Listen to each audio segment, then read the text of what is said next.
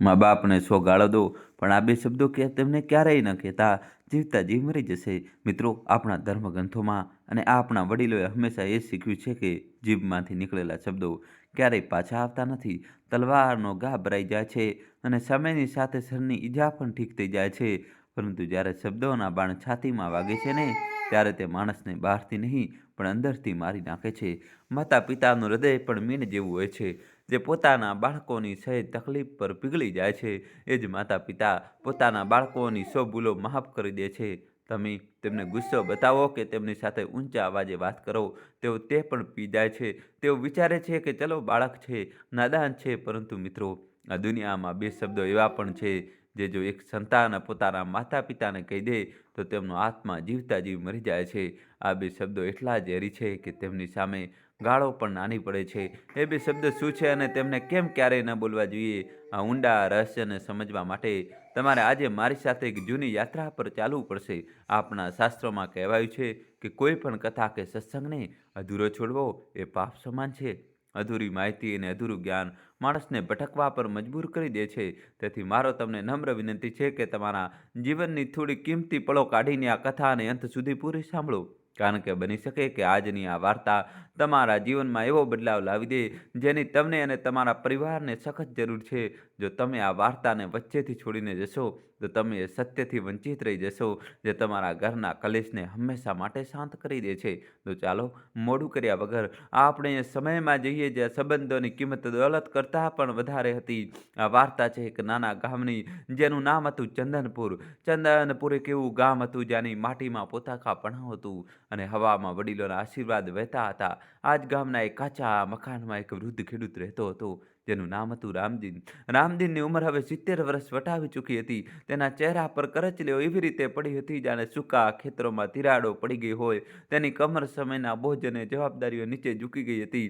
તેના હાથની ચામડી એટલી સખત થઈ ગઈ હતી કે જો તે અંગારાને પણ અડી લે તો કદાચ તેને બળતરા અનુભવ નહીં. આ કઠોરતા તેને શોખથી નહીં પણ નસીબ સામે લડેલી લાંબી લડાઈમાં મેળવી હતી. રામદીન એકલો નહોતો, તેની સાથે તેની પત્ની સાવિત્રી પણ રહેતી હતી. સાવિત્રી એક અત્યંત સરળ અને ધર્મપરાયણ મહિલા હતી. તેને આજીવન રામદીનના દરેક સુખ અને દુઃખમાં તેનો સાથ આપ્યો હતો. જ્યારે ઘરમાં ખાવા માટે માત્ર 2 રોટલી હોય ત્યારે સાવિત્રી જૂઠું બોલી દેતી કે તેને ભૂખ નથી, જેથી રામદીનનું પેટ ભરાઈ શકે. અને રામદીન અવારનવાર ખેતરેથી કામ કરીને પાછા ફરતી વખતે પોતાની પાઘડીમાં બચેલો ગોળ બાંધી લાવતો, જેથી સાવિત્રીને ખવડાવી શકે. આ બંનેનું જીવન ગરીબીના અંધારામાં એક સળગતા દીવા જેવું હતું, જે પોતે બળીને એકબીજાને પ્રકાશ આપી રહ્યા હતા. મિત્રો, રામદીનનું આખું જીવન સંઘર્ષની એ ખુલ્લી કિતાબ હતું. તેની પાસે વારસામાં મળેલી જમીનના નામે માત્ર એક નાનો ટુકડો હતો. એ જમીન પણ એટલી બંજર હતી કે તેના પર પાક ઉગાડવા માટે પરસેવો નહીં પણ લોહી વહાવવું પડતું હતું. પરંતુ રામદીને ક્યારેય હાર ન માની. તેને યાદ હતો એ દિવસ જ્યારે તેના ઘરે એક દીકરાનો જન્મ થયો હતો. તે દિવસે રામદીનની ખુશીનો કોઈ પાર નહોતો. તેણે આખા ગામમાં ગોળ વેચ્યો હતો. ભલે તેની પોતાની પાસે પહેરવા માટે સારા કપડાં નહોતા, પણ પોતાના દીકરાના જન્મ પર તેણે પોતાની પત્નીની જૂની ચાંદીની ઝાંઝરી વેચીને ગામવાળાઓનું મોઢું મીઠું કરાવ્યું હતું. તેને પોતાના દીકરાનું નામ રાખ્યું હતું સૂરજ. રામદીનનું માનવું હતું કે આ દીકરો તેના જીવનના અંધકારને મિટાવીને અજવાળું લાવશે. રામદીન ઘણીવાર પારણામાં સૂતેલા સૂરજને જોઈને કહેતો કે જોઈ લેજો સાવિત્રી, એક દિવસ મારો આ દીકરો મોટો થઈને બહુ નામ કમાશે. હું ભલે અભણ રહી ગયો અને આખી જિંદગી માટીમાં રગદોળાયો, પણ હું મારા સૂરજને ધૂળનો એક કણ પણ અડવા નહીં દઉં. હું તેને એટલું ભણાવીશ અને એટલો કાબિલ બનાવીશ કે તે શહેરમાં બેસીને ખુરશી પર કામ કરશે. તેને મારી જેમ તપતા તડકામાં હળ ચલાવવું નહીં પડે. આ જ સપનું રામદીનની આંખોમાં વસી ગયું હતું. અને મિત્રો, તમે તો જાણો જ છો કે એક પિતા જ્યારે પોતાના બાળક માટે કોઈ સપનું જુએ છે, ત્યારે તેને પૂરું કરવા માટે તે પોતાના હાડકાં સુધી ગાળી નાખે છે. રામદીન સાથે પણ એવું જ થયું. સૂરજ ધીમે ધીમે મોટો થવા લાગ્યો. જેમ જેમ સૂરજ મોટો થઈ રહ્યો હતો, તેમ તેમ ઘરના ખર્ચ પણ વધી રહ્યા હતા. ગામની શાળાની ફી હોય કે પુસ્તકોનો ખર્ચ, રામદીનને ક્યારેય સૂરજને કોઈ વાતની કમી અનુભવવા ન દીધી. જેઠ મહિનાની બપોરે જ્યારે આકાશમાંથી આગ વરસતી હતી અને ગામના બાકીના ખેડૂતો ઝાડના છાંયડામાં આરામ કરતા હતા, ત્યારે પણ રામદીન પોતાના ખેતરમાં કોદાળી ચલાવતો હતો. તેનું શરીર પરસેવે રેબઝેબ રહેતું. તેના ફાટેલા હોઠ તરસથી સુકાઈ જતા, પણ તે પાણી પીવા માટે પણ રોકાતો નહીં. તેને લાગતું હતું કે જો તે 5 મિનિટ પણ રોકાઈ જશે તો કદાચ તેના દીકરાનું એક પુસ્તક ઓછું થઈ જશે. કેટલી વાર તેને પગમાં કાંટા વાગી જતા અને તળિયામાંથી લોહી વહેવા લાગતું, પણ રામદીન એ લોહીને માટીથી લૂછીને ફરી કામ પર લાગી જતો. દોસ્તો કહાની છેલ્લા સુધી જોજો અને વિડીયો લાઇક કરી ચેનલ સબસ્ક્રાઇબ કરી દો. તેનું માનવું હતું કે તેની આ પીડા તેના દીકરાના સોનેરી ભવિષ્યની કિંમત છે. સાવિત્રી અવારનવાર તેને સમજાવતી.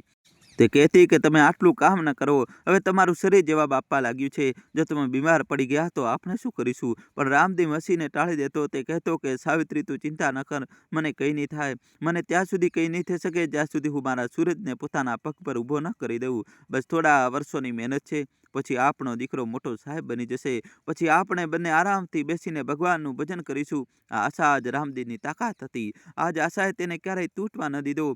સમયનું ચક્ર પોતાની ગતિએ ચાલતું રહ્યું. સૂરજ ભણવામાં બહુ હોશિયાર હતો. તેને ગામની શાળામાં હંમેશા પ્રથમ નંબર મેળવ્યો. દર વર્ષે જ્યારે તેનું પરિણામ આવતું ત્યારે રામદીનની છાતી ગર્વથી ફૂલી જતી. તે આખા ગામમાં પોતાની ફાટેલી ખમીસના ખિસ્સામાંથી દીકરાનું રિપોર્ટ કાર્ડ કાઢીને બધાને બતાવતો. ભલે રામદીનને અક્ષરોનું જ્ઞાન નહોતું, પણ તે પહેલા વાદળી અને લાલ નિશાનો જોઈને સમજી જતો કે તેના દીકરાએ કમાલ કરી દીધો છે. ગામવાળા પણ તેના વખાણ કરતા કે રામદીન તારો દીકરો તો હીરો છે. આ સાંભળીને રામદીનનો બધો થાક પળભરમાં ગાયબ થઈ જતો. દીકરાના ઉચ્ચ શિક્ષણ માટે રામદીને તેની એ નાની જમીન પણ ગીરો મૂકી દીધી, જે તેના ગુજરાતનું એકમાત્ર સાધન હતું. આ નિર્ણય બહુ મોટો હતો. સાવિત્રીએ તે રાત્રે બહુ આંસુ વહાવ્યા હતા. તેને કહ્યું હતું કે જો જમીન જતી રહી તો આપણે શું ખાઈશું? પણ રામદીને તેને સાંત્વના આપતા કહ્યું કે પગલી, તું કેમ ડરે છે? આ જમીન તો માત્ર અનાજ આપે છે, પણ આપણો સૂરજ તો આપણા માટે સોનું લાવશે. જ્યારે તે શહેરમાં ભણીને આવશે ત્યારે આવી 10 જમીન ખરીદી લેશે. તું જોઈ લેજે, આપણા દિવસો ફરવાના છે. અને પછી એ દિવસ પણ આવી ગયો જ્યારે સૂરજ પોતાનું ભણતર પૂરું કરીને શહેરમાં નોકરી કરવા લાગ્યો. રામદીનનું સપનું સાચું પડ્યું. આખા ગામમાં રામદીનનું નામ થઈ ગયું. દરેક કહેતા કે જુઓ, બાપ હોય તો રામદીન જેવો, જેને પોતે ભૂખ્યા રહીને પોતાના દીકરાને આટલો કાબિલ બનાવી દીધો. સૂરજની નોકરી સારી હતી. શરૂઆતમાં બધું બહુ સારું ચાલ્યું. સૂરજ દર મહિને પત્ર મોકલતો અને સાથે મની ઓર્ડરથી થોડા પૈસા પણ મોકલતો. એ પૈસા હાથમાં લઈને રામદીનની આંખોમાં આંસુ આવી જતા. તે નોટોને માથે લગાવતો અને વિચારતો કે તેની તપસ્યા સફળ થઈ ગઈ. પરંતુ મિત્રો, સમય હંમેશા એક જેવો રહેતો નથી. કહેવાય છે કે ત્યારે માણસના ખિસ્સામાં પૈસા આવે છે ત્યારે તેની વર્તણૂક અને તેનો નજરિયો બદલવા લાગે છે. સૂરજ હવે શહેરના રંગમાં રંગાવા લાગ્યો હતો. તેણે ત્યાં જ શહેરની એક છોકરી સાથે લગ્ન કરવાનો નિર્ણય લીધો. રામદીન અને સાવિત્રીને તો બસ પોતાના દીકરાની ખુશી જોઈતી હતી. તેમણે આ સંબંધ માટે પણ પોતાની મંજૂરી આપી દીધી. લગ્ન થયા અને સૂરજ પોતાની પત્ની સાથે શહેરમાં સ્થાયી થઈ ગયો. રામદીન અને સાવિત્રી ગામમાં ફરીથી એકલા થઈ ગયા. ફરક માત્ર એટલો હતો કે પહેલાં તેમની પાસે એક આશા હતી, એક સપનું હતું કે દીકરો આવશે. પણ હવે દીકરો આવી ચૂક્યો હતો અને ક્યાંક દૂર પોતાની દુનિયા વસાવી ચૂક્યો હતો. શરૂમાં સૂરજ અને તેની પત્ની તહેવારો પર ગામ આવતા. રામદીન અને સાવિત્રી તેમના આવવાની તૈયારીઓ અઠવાડિયા પહેલાથી શરૂ કરી દેતા. સાવિત્રી પોતાના વૃદ્ધ હાથે દીકરાની પસંદગીના લાડુ બનાવતી. રામદેવ ઘરની સાફ સફાઈ કરતો, ઘરની તૂટેલી છત ઠીક કરતો, જેથી તેની શહેરની વહુને કોઈ તકલીફ ન પડે. જ્યારે દીકરો અને વહુ ઘરે આવતા ત્યારે ઘરમાં જાણે રોનક આવી જતી. પરંતુ રામદીને એક વાત અનુભવી કે હવે સૂરજ એ જૂનો સૂરજ રહ્યો ન હતો. હવે તેની પાસે પોતાના વૃદ્ધ બાપ પાસે બેસીને વાતો કરવાનો સમય ન હતો. તે દરેક વખતે પોતાના ફોનમાં લાગેલો રહેતો અથવા પોતાની પત્ની સાથે વાતો કરતો રહેતો હતો. રામદીન જ્યારે પણ તેની સાથે ખેતરો કે ગામની વાતો કરવા માંગતો ત્યારે સૂરજ ચીડાઈ જતો. તે કહેતો કે પિતાજી, તમે એ જ જૂની વાતો લઈને બેસી જાઓ છો. દુનિયા ક્યાંથી ક્યાં પહોંચી ગઈ છે અને તમે હજી પણ એ જ બળદગાડાના જમાનામાં જીવી રહ્યા છો. રામદીન આ સાંભળીને ચૂપ થઈ જતો. તેને લાગતું કે કદાચ દીકરો સાચું કહી રહ્યો છે. તે તો અભણ ગમાર છે. તેની દુનિયાની શું સમજ? તે પોતાની મનને મનાવી લેતો કે મોટા માણસો આવી જ વાતો કરે છે. પરંતુ સાવિત્રીની પારખું નજરોથી કંઈ છૂપું રહેતું ન હતું. તે જોઈ રહી હતી કે તેનો દીકરો હવે તેમનાથી દૂર થઈ રહ્યો છે. તે ઘણીવાર રાત્રે રામદીનને કહેતી કે મને લાગે છે કે આપણો સૂરજ હવે આપણો નથી રહ્યો. જુઓને, તે આપણી સાથે કેવી રીતે વાતો કરે છે. તેની આંખોમાં હવે પહેલા જેવો પ્રેમ દેખાતો નથી. રામદીન સાવિત્રીને વઢી નાખતો. તે કહેતો કે તું નકામો શક કરે છે. અરે, તે કામના બોજથી થાકી જતો હશે એટલે ચીડાઈ જતો હશે. તું દિલ પર ના લે, તે આપણું જ લોહી છે, આપણને ક્યારેય નહીં ભૂલે. રામદીન ઉપરથી તો સાવિત્રીને ચૂપ કરાવી દેતો, પણ અંદર ને અંદર એક ડર તેના દિલમાં પણ ઘર કરવા લાગ્યો હતો. એક એવો ડર જેનો સામનો કરવાની હિંમત તેનામાં નહોતી. તેને ડર હતો કે ક્યાંક તેનું એ સપનું જે તેને આજીવન જોયું હતું તે તૂટી ન જાય. ધીમે ધીમે સૂરજનું ગામડે આવવાનું ઓછું થઈ ગયું. પહેલાં તે દરેક તહેવાર પર આવતો, પછી તે વર્ષમાં એકવાર આવવા લાગ્યો અને પછી એક સમય એવો આવ્યો જ્યારે 2 વર્ષ વીતી જતા અને સૂરજનું મોઢું જોવા માટે રામદીન અને સાવિત્રી તરસી જતા. દોસ્તો કહાની છેલ્લા સુધી જોજો અને વિડીયો લાઇક કરી ચેનલ સબસ્ક્રાઈબ કરી દો. પત્રો આવવાના પણ બંધ થઈ ગયા હતા. હવે ક્યારેક ફોન આવી જતો અને તે પણ ત્યારે જ્યારે રામદીન કોઈ પડોશીના ફોનથી તેને કોલ કરતો. ફોન પર પણ વાત બહુ ટૂંકી થતી. હા પિતાજી, બધું બરાબર છે, અત્યારે કામમાં વ્યસ્ત છું, પછી વાત કરીશ. બસ આટલા ગોખેલા વાક્યો સાંભળીને રામદીન ફોન કાપી નાખતો. રામદીન હવે બહુ વૃદ્ધ થઈ ગયો હતો.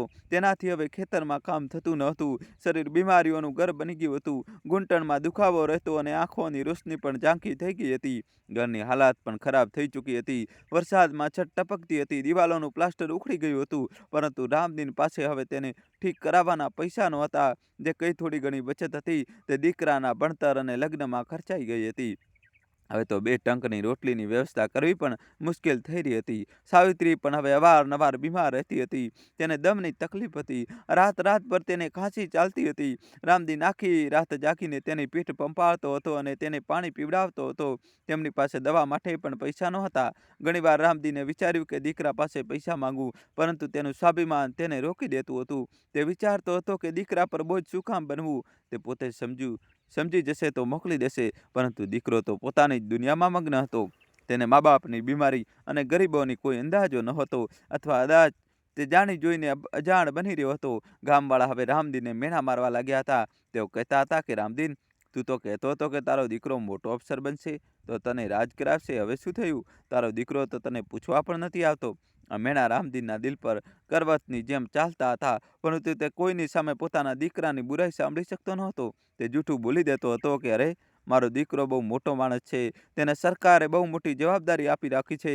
તેની પાસે શ્વાસ લેવાની પણ ફુરસદ નથી. તે મને પૈસા મોકલે છે, પરંતુ મેં જ તેને આવવાની ના પાડી છે. હું નથી ઈચ્છતો કે મારા કારણે તેના કામમાં કોઈ અડચણ આવે. મિત્રો, રામદીન દુનિયાથી જૂઠ બોલી શકતો હતો, પણ પોતાની જાતથી નહીં. રાતના અંધારામાં જ્યારે તે પોતાની ખાટલા પર સૂતો હોય ત્યારે તેની આંખોમાંથી આંસુ વહેતા હતા. તે વિચારતો હતો કે શું આજ એ દિવસ હતો જેના માટે તેને પોતાની જુવાની ખર્ચી નાખી હતી? શું આ જે સુખ હતું જેના માટે તેને પોતાનું પેટ કાપ્યું હતું? તે ભગવાનને ફરિયાદ કરતો હતો કે હે પ્રભુ, મેં તો ક્યારેય કોઈનું ખરાબ નથી કર્યું, તો પછી મને આ સજા કેમ મળી રહી છે? એક વખતની વાત છે, સાવિત્રીની તબિયત બહુ વધારે ખરાબ થઈ ગઈ. ડૉક્ટરે કહ્યું કે જો આમને શહેરની મોટી હોસ્પિટલ લઈ જઈને ઈલાજ નહીં કરાવવામાં આવે તો બચવું મુશ્કેલ છે. રામદીનના પગ નીચેની જમીન સરકી ગઈ. તેને સમજ નહોતી પડતી કે તે શું કરે. ગામના સાહુકાર પાસેથી તે પહેલાં જ દેવું લઈ ચૂક્યો હતો, જે તે ચૂકવી શક્યો ન હતો. હવે તેને કોઈ ઉધાર આપવા તૈયાર નહોતું. મરતો શું ન કરે. તેણે પોતાની પત્નીનો જીવ બચાવવા માટે પોતાના સ્વાભિમાનને કોરે મૂકવાનો નિર્ણય કર્યો. તેને વિચાર્યું કે હવે દીકરાને ફોન કરવો જ પડશે. આખરે તે તેની માં છે. તે તેને મરવા નહીં દે. ધ્રુજતા હાથે રામદીને પડોશીના ફોનથી સૂરજનો નંબર જોડ્યો. ઘંટડી વાગતી રહી, પણ કોઈએ ફોન ઉપાડ્યો નહીં. રામદીને વારંવાર કોશિશ કરી. આખરે ચોથી વારમાં ફોન ઉપડ્યો. બીજી તરફ સૂરજનો અવાજ આવ્યો, જેમાં અકળામણ સ્પષ્ટ દેખાતી હતી. તેને કહ્યું કે હા પિતાજી, શું વાત છે? મેં કહ્યું હતું ને કે મીટિંગમાં છું. તમે વારંવાર ફોન કેમ કરો છો? રામદીનો અવાજ ગળામાં અટકી ગયો. તેને ઘણી હિંમત ભેગી કરીને કહ્યું કે દીકરા સૂરજ, તારી માની તબિયત બહુ ખરાબ છે. ડૉક્ટરે શહેર લઈ જવાનું કહ્યું છે. મારી પાસે પૈસા નથી. જો તું થોડા પૈસા મોકલી દેત અથવા પોતે આવી જાત તો. રામદીનની વાત પૂરી પણ નહોતી થઈ કે સૂરજે વચ્ચે જ ટોકી દીધો. તેને કહ્યું કે પિતાજી, હું એક બહુ જરૂરી બેઠકમાં છું. અત્યારે વાત નહીં કરી શકું. મેં તમને પહેલાં પણ સમજાવ્યા હતા કે નાની નાની વાતો માટે ફોન ન કર્યા કરો. મારી બીમારી તો હવે જૂની થઈ ગઈ છે. ગામમાં જ કોઈ વૈદ્ય પાસે દવા લઈ લો. હું થોડા પૈસા મોકલી રહ્યો છું, તેનાથી કામ ચલાવી લો. અત્યારે મારી પાસે ત્યાં આવવાનો સમય નથી. આટલું કહીને સૂરજે ફોન કાપી નાખ્યો. તેની વાત સાંભળીને રામદીન શૂન્ય રહી ગયો. તે એક પળ માટે ભૂલી ગયો કે તે કોની સાથે વાત કરી રહ્યો છે. તે દિવસે સૂરજે જે કંઈ કહ્યું તે માત્ર શબ્દોની રમત નહોતી, પણ એક વૃદ્ધ પિતાના અરમાનોનું ખૂન હતું. સૂરજના એ શબ્દોએ રામદીનના કલેજાને વીંધી નાખ્યું હતું. તે યંત્ર ફોરમાંથી આવતા અવાજમાં પોતાના પણાનો કોઈ ગુંજરાવ નહોતો, પણ એક અજાણ્યું વૃક્ષ પણ હતું. મિત્રો, પેલી બાજુ ફોન કપાઈ ગયો અને આ બાજુ રામદીનની અંદર કંઈક તૂટી ગયું. તે શૂન્ય મસ્તક થઈને ત્યાં જ ઊભો રહ્યો. તેના હાથમાં પેલો રિસીવર એવી રીતે લટકી રહ્યો હતો જેમ કોઈ મરેલા માણસનો હાથ હોય. તેના કાનમાં હજી પણ દીકરાની એ બેરુખી ગુંજી રહી હતી. નાની વાત? શું માની જિંદગી અને મોતનો સવાલ તેના માટે એક નાની વાત હતી? જે માએ તેને 9 મહિના પોતાની કૂખમાં રાખ્યો અને પોતાનું દૂધ પીવડાવીને મોટો કર્યો, આજે તેની બીમારી તેના માટે માત્ર એક મુસીબત બની ગઈ હતી. રામદીનની આંખોમાંથી આંસુ ન પડ્યા. કદાચ દુઃખ એટલું ઊંડું હતું કે આંસુઓએ પણ બહાર આવવાની ના પાડી દીધી હતી. તેણે ધીરેથી ફોન રાખ્યો અને પોતાનું ખિસ્સું તપાસ્યું. ખિસ્સું ખાલી હતું ને દિલ તેનાથી પણ વધારે ખાલી થઈ ચૂક્યું હતું. તે ભારે પગલે પોતાના ઘર તરફ પાછો ફર્યો. રસ્તામાં તેને બાળપણનો એ સૂરજ યાદ આવતો રહ્યો, જે જરા સરખી ઈજા થતાં મામા બૂમો પાડતો સાવિત્રીના ખોળામાં છુપાઈ જતો હતો. ત્યારે સાવિત્રી જ તેની દુનિયા હતી. અને આજે જ્યારે સાવિત્રી દુનિયા છોડવાની આરે છે, ત્યારે તે દીકરા પાસે બે મીઠા શબ્દો બોલવાનો પણ સમય નથી. ઘરે પહોંચીને તેણે જોયું કે સાવિત્રીની હાલત વધુ બગડી ગઈ હતી. તેના શ્વાસ બહુ તેજ ચાલી રહ્યા હતા અને ચહેરો પીળો પડી ગયો હતો. તે દર્દથી કણસી રહી હતી, પણ પોતાની પીડા દબાવવાની કોશિશ કરી રહી હતી, જેથી રામદીન પરેશાન ન થાય. રામદીન તેની પાસે જમીન પર બેસી ગયો. તેને સાવિત્રીનો ઠંડો હાથ પોતાના હાથમાં લીધો. સાવિત્રીએ પોતાની નબળી આંખો ખોલી અને રામદીન સામે જોયું. તેની આંખોમાં એક સવાલ હતો. તે પૂછવા માંગતી હતી કે શું સૂરજ આવી રહ્યો છે? રામદીન તેની આંખોનો સામનો ન થયો. તેને નજર ફેરવી લેતા જૂઠું બોલી દીધું. તેને કહ્યું કે હા સાવિત્રી, મેં વાત કરી છે. તે બહુ ચિંતિત હતો. તે બસ નીકળવાનો જ છે, પરંતુ તેને આવવાનો થોડો સમય લાગશે. ત્યાં સુધી આપણે શહેરવાળી મોટી હોસ્પિટલ જઈએ છીએ. ત્યાં સારા ડૉક્ટર છે. સૂરજ ત્યાં જ આપણને મળશે. રામદીન જાણતો હતો કે તે જૂઠું બોલી રહ્યો છે, પરંતુ મરતી પત્નીને તે જણાવીને દુઃખી કરવા નહોતો માગતો કે તેના દીકરાએ આવવાની ના પાડી દીધી છે. દોસ્તો, કહાની છેલ્લા સુધી જોજો. નવો ટ્વિસ્ટ આવશે. વિડીયો લાઈક કરી દો. હવે સમસ્યા એ હતી કે શહેર જવાય કેવી રીતે? ચંદનપુરથી શહેરનું અંતર 50 કોસ હતું. સાંજ પડી ગઈ હતી. ગામથી શહેર જતી છેલ્લી બસ જતી રહી હતી. રામદીન પાસે કોઈ વાહન નહોતું, પણ તેને નક્કી કરી લીધું હતું કે તે પોતાની સાવિત્રીને આવી રીતે મરવા નહીં દે. તેને ગામના એક ટ્રેક્ટરવાળા સામે હાથ જોડ્યો. તે ટ્રેક્ટરવાળો શહેરની મંડીમાં શાકભાજી પહોંચાડવા જઈ રહ્યો હતો. રામદીને પોતાની પાઘડી તેના પગમાં મૂકી દીધી અને કરગરતા કહ્યું કે ભાઈ, મારી પત્ની મરી જશે. મને શહેર સુધી પહોંચાડી દે. હું જીવનભર તારો ગુલામ રહીશ. ટ્રેક્ટરવાળાને દયા આવી ગઈ. તેને હા પાડી. રામદીને જેમ તેમ કરીને સાવિત્રીને તેડી અને ટ્રેક્ટરને ટ્રોલીમાં સુવડાવી દીધી.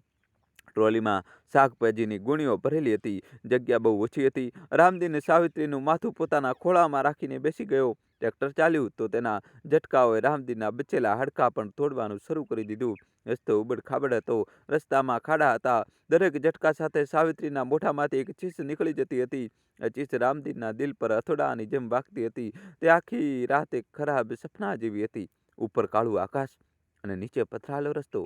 હવાનો ઠંડો પવન સાવિત્રીને વધુ બીમાર કરી રહ્યો હતો. રામદીને પોતાનું શર્ટ ઉતારીને સાવિત્રીને ઉઢાડી દીધું અને પોતે ઠંડીમાં થરથરતો રહ્યો. તે વારંવાર સાવિત્રીના માથા પર હાથ રાખતો અને ભગવાનને યાદ કરતો.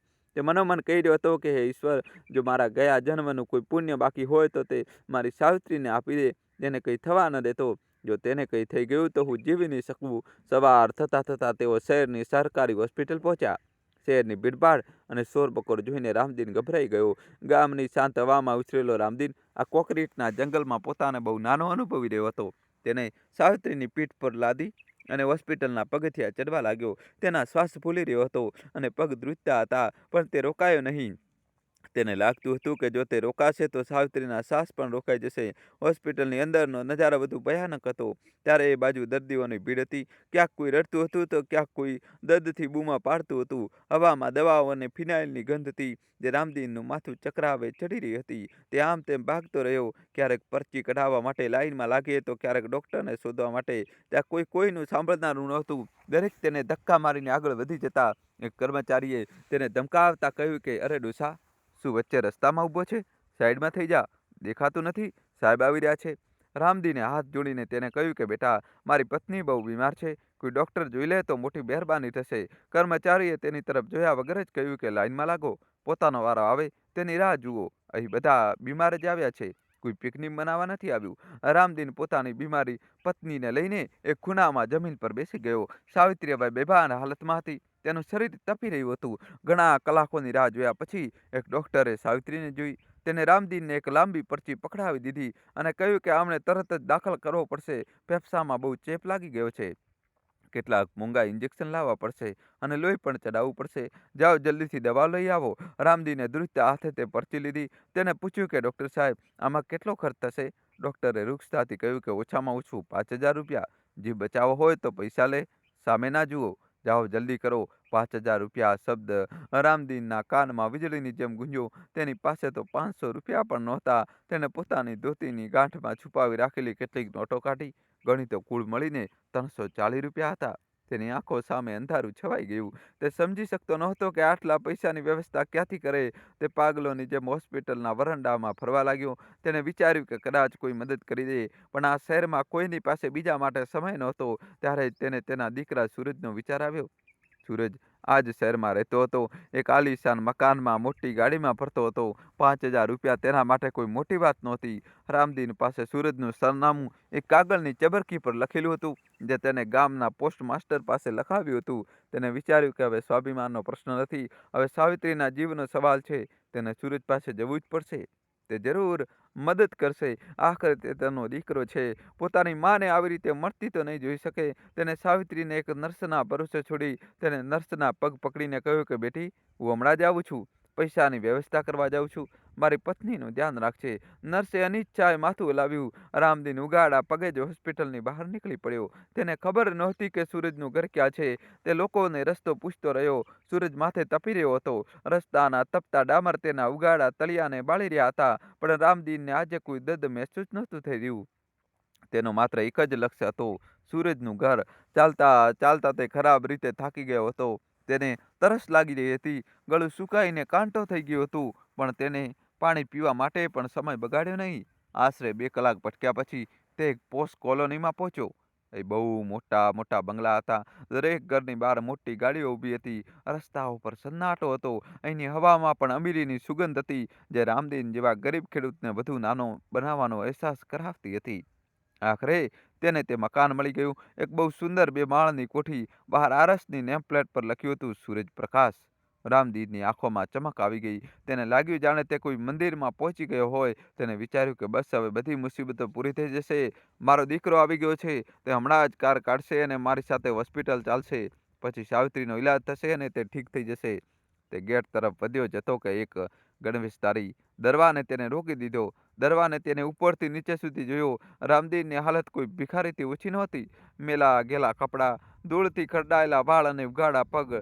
દરવાને કડક અવાજમાં પૂછ્યું કે એ ડોસા, ક્યાં ગુસ્સે છે? ચાલ ભાગ અહીંથી, અહીં ભીખ નહીં મળે. આગળ જા. રામદીને હાથ જોડતા કહ્યું કે બેટા, હું ભીખ માંગવા નથી આવ્યો. હું આ ઘરના માલિકનો પિતા છું. સૂરજ મારો દીકરો છે. મારે તેને મળવું છે. બહુ જરૂરી કામ છે. દરવાન જોરથી હસ્યો. તેને કહ્યું કે ચાલ હટ. રોજ તારા જેવા 10 આવે છે જે સાહેબને પોતાના દીકરા જણાવે છે. પોતાની શકલ જોઈ છે અરીસામાં?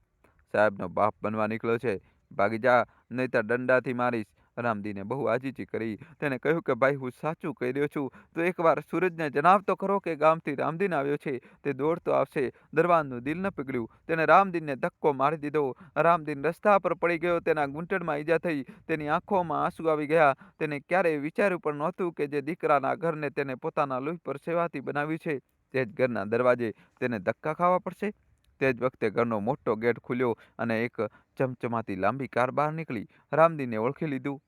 તે કાર સૂરજની જ હતી. તે દર્દ ભૂલીને ઊભો થયો અને કાર તરફ દોડ્યો. તે બૂમ પાડીને બોલ્યો, સૂરજ, બેટા સૂરજ. કારની પાછળની સીટ પર સૂરજ બેઠો હતો. તેને કાળા કાચ ચઢાવી રાખ્યા હતા. પરંતુ તેને બહાર અવાજ સાંભળીને એક નજર બહાર જોયું. તેની નજર રામદીન પર પડી. રામદીનને લાગ્યું કે સૂરજ કાર રોકી દેશે. તે નીચે ઉતરીને તેને ગળે લગાડશે. પરંતુ જે થયું, તેને રામદીનને જીવતા જીવ મારી નાખ્યો. સૂરજ તેના પિતાને ઓળખી લીધા હતા, પરંતુ તેને ડ્રાઈવરને કાર રોકવા માટે ન કહ્યું. ઉલટું તેને ડ્રાઈવરને ઈશારો કર્યો કે ગાડી ઝડપથી લે. કદાચ તેને શરમ આવી રહી હતી કે આ ફાટેલા તૂટેલા કપડાવાળો ગરીબડો ડૂસો તેનો પિતા છે. કદાચ તે નહોતો ઈચ્છતો કે તેના પડોશીઓ તેના ડ્રાઈવરને ખબર પડે કે તેનો બાપ એક ગરીબ ખેડૂત છે. કાર રામદીન પાસેથી સડસડાટ નીકળી ગઈ. ધૂળની એક ડમરી ઉડી અને રામદીનના ચહેરા પર જામી ગઈ. તે ત્યાં જ રસ્તાની અધવચ્ચે ઊભો રહી ગયો. હાથ આગળ ફેલાયેલા હતા, જાણે કોઈ ભિખારી ભીખ માંગી રહ્યો હોય. પરંતુ તેને ભીખ પણ ન મળી. તેનો પોતાનો દીકરો તેને ઓળખીને પણ અજાણો બની ગયો હતો. આ ઘા એટલો ઊંડો હતો કે રામદીનનું હૈયું બેસી ગયું. તેને લાગ્યું કે હવે બધું પૂરું થઈ ગયું. પરંતુ પછી તેના સાવિત્રીનો ચહેરો યાદ આવ્યો. તે હાર માની શકે તેમ નહોતો. તે પાછો હોસ્પિટલ તરફ જઈ શકતો નહોતો, કારણ કે તેની પાસે પૈસા નહોતા. દોસ્તો, કહાની છેલ્લા સુધી જોજો, નવો ટ્વિસ્ટ આવશે. જલ્દીથી ચેનલ સબસ્ક્રાઈબ કરી દો. તેને વિચાર્યું કે કદાચ સૂરજે મને જોયો નહીં હોય, અથવા કદાચ તેને કોઈ બહુ જરૂરી કામ હશે, એટલે તે ઊભો નહીં રહ્યો હોય. રામદીનને પિતાનું હૃદય હજી પણ દીકરાનો પક્ષ લઈ રહ્યું હતું. તે મનને જૂઠી આશ્વાસન આપી રહ્યો હતો. તેને વિચાર્યું કે હું એ ગેટ પર બેસીને તેની રાહ જોઈશ. જ્યારે તે પાછો આવશે ત્યારે તો જરૂર મળશે. રામદીન ત્યાં જ ગેટ પાસે એક ઝાડ નીચે બેસી ગયો. તે ભૂખ્યો તરસ્યો પોતાની પથરાયેલી આંખોથી રસ્તાને તાકતો રહ્યો. દોસ્તો, હજુ કહાની બાકી છે. અમારી સાથે જોડાયેલા રહેજો. હવે કહાનીમાં મિત્રો જબરજસ્ત ટ્વિસ્ટ આવશે. હજી સુધી વિડીયોને લાઈક ન કર્યો હોય તો જલ્દીથી. બપોરથી શાંત થઈ અને શાંતિ રાતનો અંધકાર ઘેરો થવા લાગ્યો. મચ્છરો તેને કરડવા લાગ્યા. પેટમાં ભૂખની આગ લાગી હતી, પણ તે ત્યાંથી હલ્યો નહીં. તેને ડર હતો કે જો તે જરા પણ આગો પાછો થશે અને સૂરજ આવી જશે તો તેને જોઈ શકશે નહીં. રાત્રે લગભગ 10 વાગે તે કાર પાછી આવી. રામદીનની ઊંઘ ભરી આંખોમાં ફરી આશાનું કિરણ જાગ્યું. તે લપકીને ગેટ તરફ દોડ્યો. કાર અંદર જઈ રહી હતી. રામદીને અવાજ દીધો કે સૂરજ બેટા, રોકાઈ જાઉં છું, તારો બાપ છું. આ વખતે સૂરજે તેને જોઈ લીધો હતો. તે કારમાંથી ઉતર્યો નહીં. ગાડી પોર્ચમાં જઈને ઊભી રહી. સૂરજ ગાડીમાંથી ઉતર્યો અને તેણે દરવાનને કંઈક ઈશારો કર્યો. પછી તે પાછળ જોયા વગર ઘરની અંદર જતો રહ્યો. રામદીને ગેટ પર ઊભા રહીને અવાજ આપતો રહ્યો. ત્યારે દરવાન તેની પાસે આવ્યો. આ વખતે દરવાનના હાથમાં થોડા પૈસા હતા. તેને 500ની 2 નોટ રામદીન તરફ લંબાવીને કહ્યું કે લે ડોસા, તારી લોટરી લાગી ગઈ. સાહેબે કહ્યું છે કે આ લે અને અહીંથી ચાલ્યો જાઓ, ફરી અહીં આવતા નહીં. સાહેબે કહ્યું છે કે તે કોઈ રામદીનને નથી જાણતા. આ પૈસા રાખીને ચૂપચાપ નીકળી જાઓ, નહીંતર પોલીસને બોલાવીશું. દરબારના આ શબ્દો પીગળેલા શીશાની જેમ રામદીનના કાનમાં ઉતર્યા. સાહેબે કહ્યું કે જે કોઈ રામદીનને નથી જાણતા, જે દીકરાને તેને પોતાની આંગળી પકડીને ચાલતા શીખ્યું હતું, આજે તેને ઓળખવાનો પણ ઇનકાર કરી રહ્યો હતો. રામદીને તે પૈસા તરફ જોયું. તે પૈસા નહોતા, તે તેની તપસ્યાની કિંમત હતી જે તેને આખી જિંદગી કરી હતી. તેના દીકરાને તેના પિતા હોવાનું મૂલ્ય 1000 રૂપિયા લગાવ્યું હતું. રામદીનનું સ્વાભિમાન જાગી ઉઠ્યું. તેને તે પૈસાને હાથ પર ન લગાડ્યો. તેને દરવાનની આંખોમાં જોયું. તેની આંખોમાં એવો તેજ હતો કે જેને જોઈને દરવાન પણ એક ક્ષણ માટે ફફડી ગયો.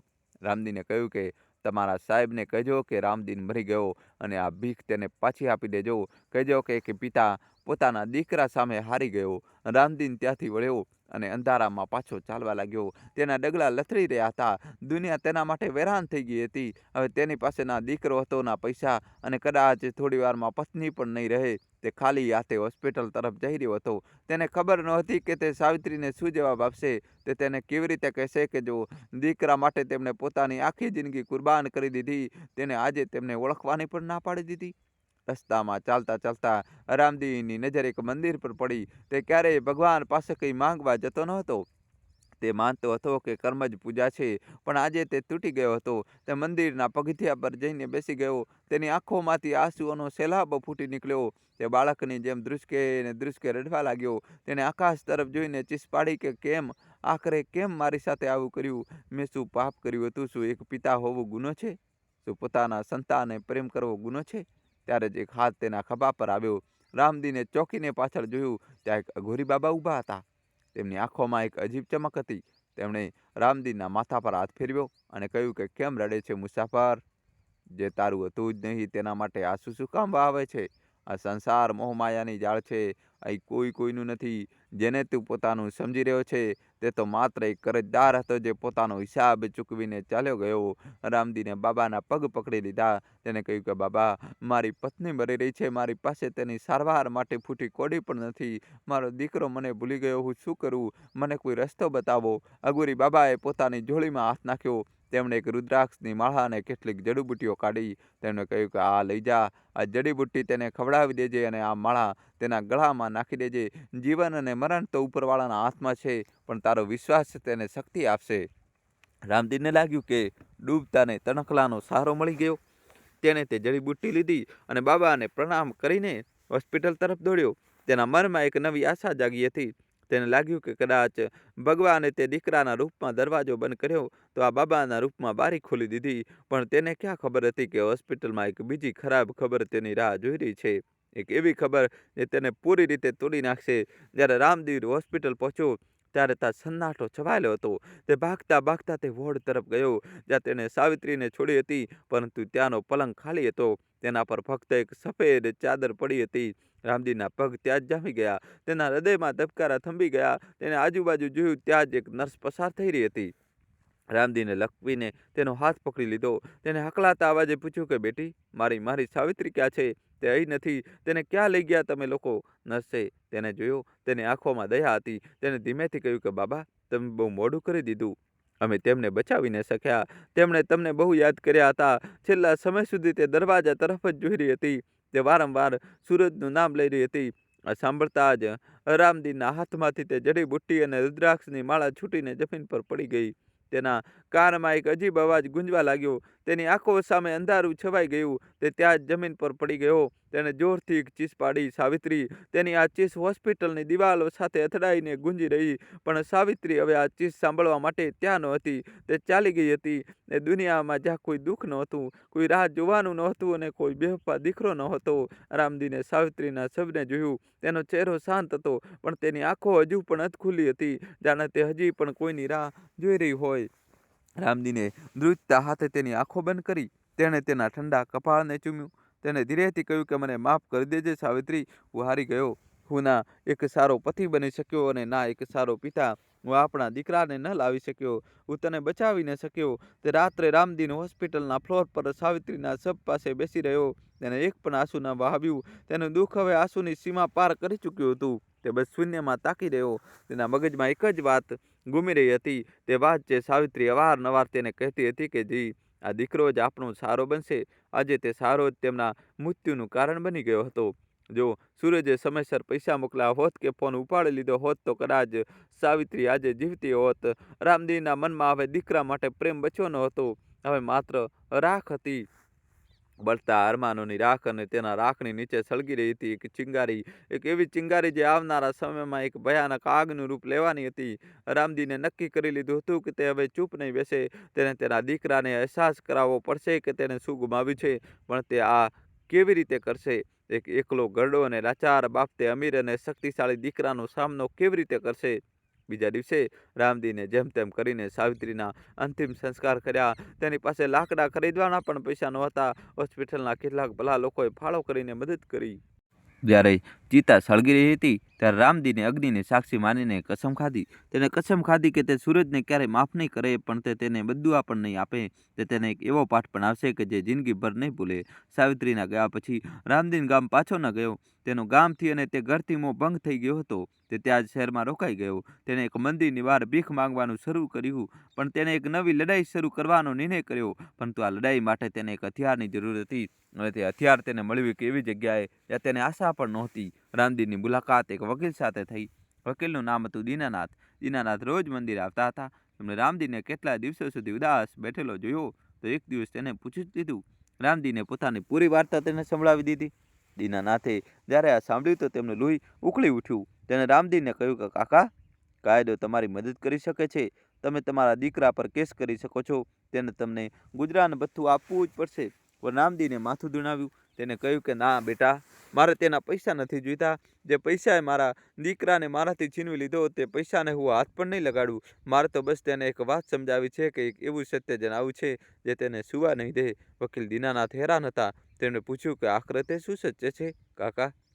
રામદીને કહ્યું કે તે સત્ય જાણવા માટે યોગ્ય સમયની રાહ જોવી પડશે. અત્યારે તો મારે બસ એક કામ કરવું છે કે મારે સૂરજને એકવાર મળવું છે. આમને સામને, ભીખ માંગવા માટે નહીં, પણ તેને કંઈક આપવા માટે. વકીલે પૂછ્યું કે તમે તેને શું આપવા માંગો છો?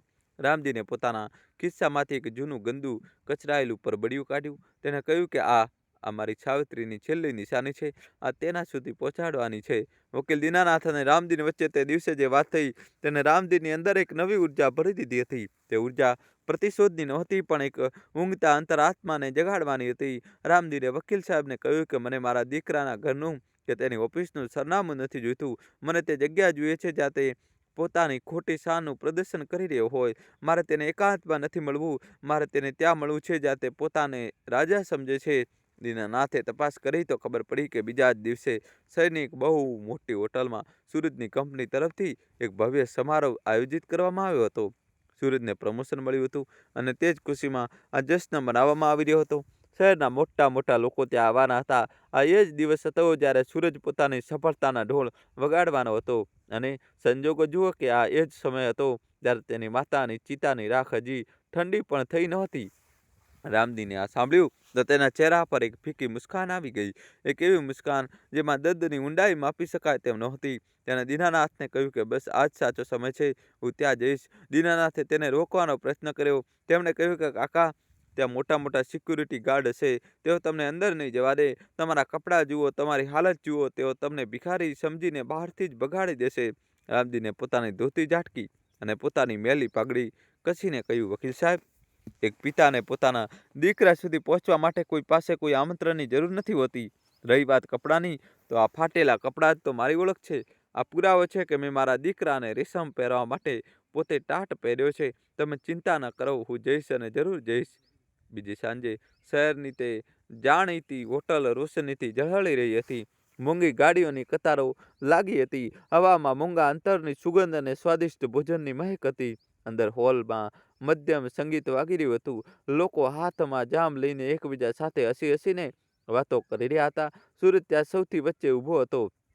તેણે એક બહુ મોંઘો સૂટ પહેર્યો હતો. તેના ચહેરા પર સફળતાની ચમક હતી. લોકો તેને અભિનંદન આપી રહ્યા હતા અને તે ગર્વથી ફૂલાઈ રહ્યો હતો. તેને સહેજ પણ ખ્યાલ નહોતો કે થોડી ક્ષણોમાં તેની આ ચમક ફીકી પડવાની છે. હોટલની બહાર રામદીન પહોંચી ચૂક્યો હતો. તેની હાલત જોઈને દરવાને તેને ગેટ પર જ રોકી દીધો. દરવાને કડકાઈથી કહ્યું કે એ ડોસા, આમ ક્યાં? આ કોઈ ધર્મશાળા નથી, ચાલ આગળ વધ. રામદીને બહુ શાંતિથી કહ્યું કે મારે અંદર જવું છે, મારો દીકરો અંદર છે. દરવાન હસ્યો અને બોલ્યો કે આજે સવારથી ત્રીજો ડોસો આવ્યો છે જે કહી રહ્યો છે કે તેનો દીકરો અંદર છે. ભાગ અહીંથી, નહીંતર પોલીસ બોલાવીશ. દોસ્તો, કહાની છેલ્લા સુધી જોજો, નવો ટ્વિસ્ટ આવશે.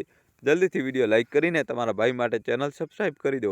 આ વખતે રામદીને આજીજી ના કરી. તેને ના હાથ જોડ્યા, ના પગ પકડ્યા. તે ત્યાં જ ગેટની સામે ધરણા પર બેસી ગયો. તેને કહ્યું કે જ્યાં સુધી મારો દીકરો બહાર નહીં આવે અથવા મને અંદર નહીં જવા દો, અહીંથી હલીશ નહીં. તું ભલે પોલીસ બોલાવી લે કે મને લાઠીઓથી માર, મેં મોતને બહુ નજીકથી જોયું છે બેટા. હવે મને કોઈ વાતનો ડર નથી લાગતો. હોટલના મેનેજર સુધી જ્યારે આ વાત પહોંચી કે બહાર એક ડોસો તમાશો કરી રહ્યો છે અને પોતાને સૂરજ સાહેબનો પિતા ગણાવી રહ્યો છે, તો તે ગભરાઈ ગયો. તેને લાગ્યું કે જો પોલીસ આવી અને મીડિયાને ખબર પડી તો હોટલની બદનામી થશે અને જો ખરેખર આ ડોસો સૂરજ સાહેબનો પિતા નીકળ્યો તો વધારે મુસીબ થઈ જશે. મેનેજરે વિચાર્યું કે આને ચૂપચાપ અંદર લઈ જઈને સૂરજ સાહેબના હવાલે કરી દઉં, તે પોતે પતાવી લેશે. મેનેજરે દરબારને ઇશારો કર્યો અને રામદીને અંદર આવવાની મંજૂરી મળી ગઈ. રામદીન જ્યારે તે આલિશાન હોલમાં દાખલ થયો તો એક પળ માટે અંજાઈ ગયો. આટલી રોશની, આટલી સજાવટ અને આટલું ભોજન, તેણે પોતાની આખી જિંદગીમાં આટલું ભોજન એકસાથે જોયું નહોતું. ત્યાં ટેબલો પર જાત જાતના વ્યંજનો સજાવેલા હતા. લોકો પ્લેટોમાં ખાવાનું છોડી રહ્યા હતા. તે ખાવાનું જે મેળવવા માટે તેના જેવા ગરીબો તરસતા હોય છે. એ કચરા પેટીમાં જઈ રહ્યું હતું. રામદીનનું દિલ ભરાઈ આવ્યું. તેને યાદ આવ્યું કે કેવી રીતે તેની સાવિત્રીએ છેલ્લા દિવસોમાં માત્ર પાણી પીને ગુજારો કર્યો હતો, કારણ કે ઘરમાં અનાજ નહોતું અને અહીં તેનો દીકરો અન્નનું અપમાન કરી રહ્યો હતો. રામદીનના ઉગાડા પગ તે મખમલી ગાલીચા પર પડી રહ્યા હતા. તેના મેલા ગયેલા કપડાં અને વધેલી દાઢી તે ઝાળ ભરેલા વાતાવરણમાં એક કદરૂપા ડાઘ જેવી લાગી રહી હતી.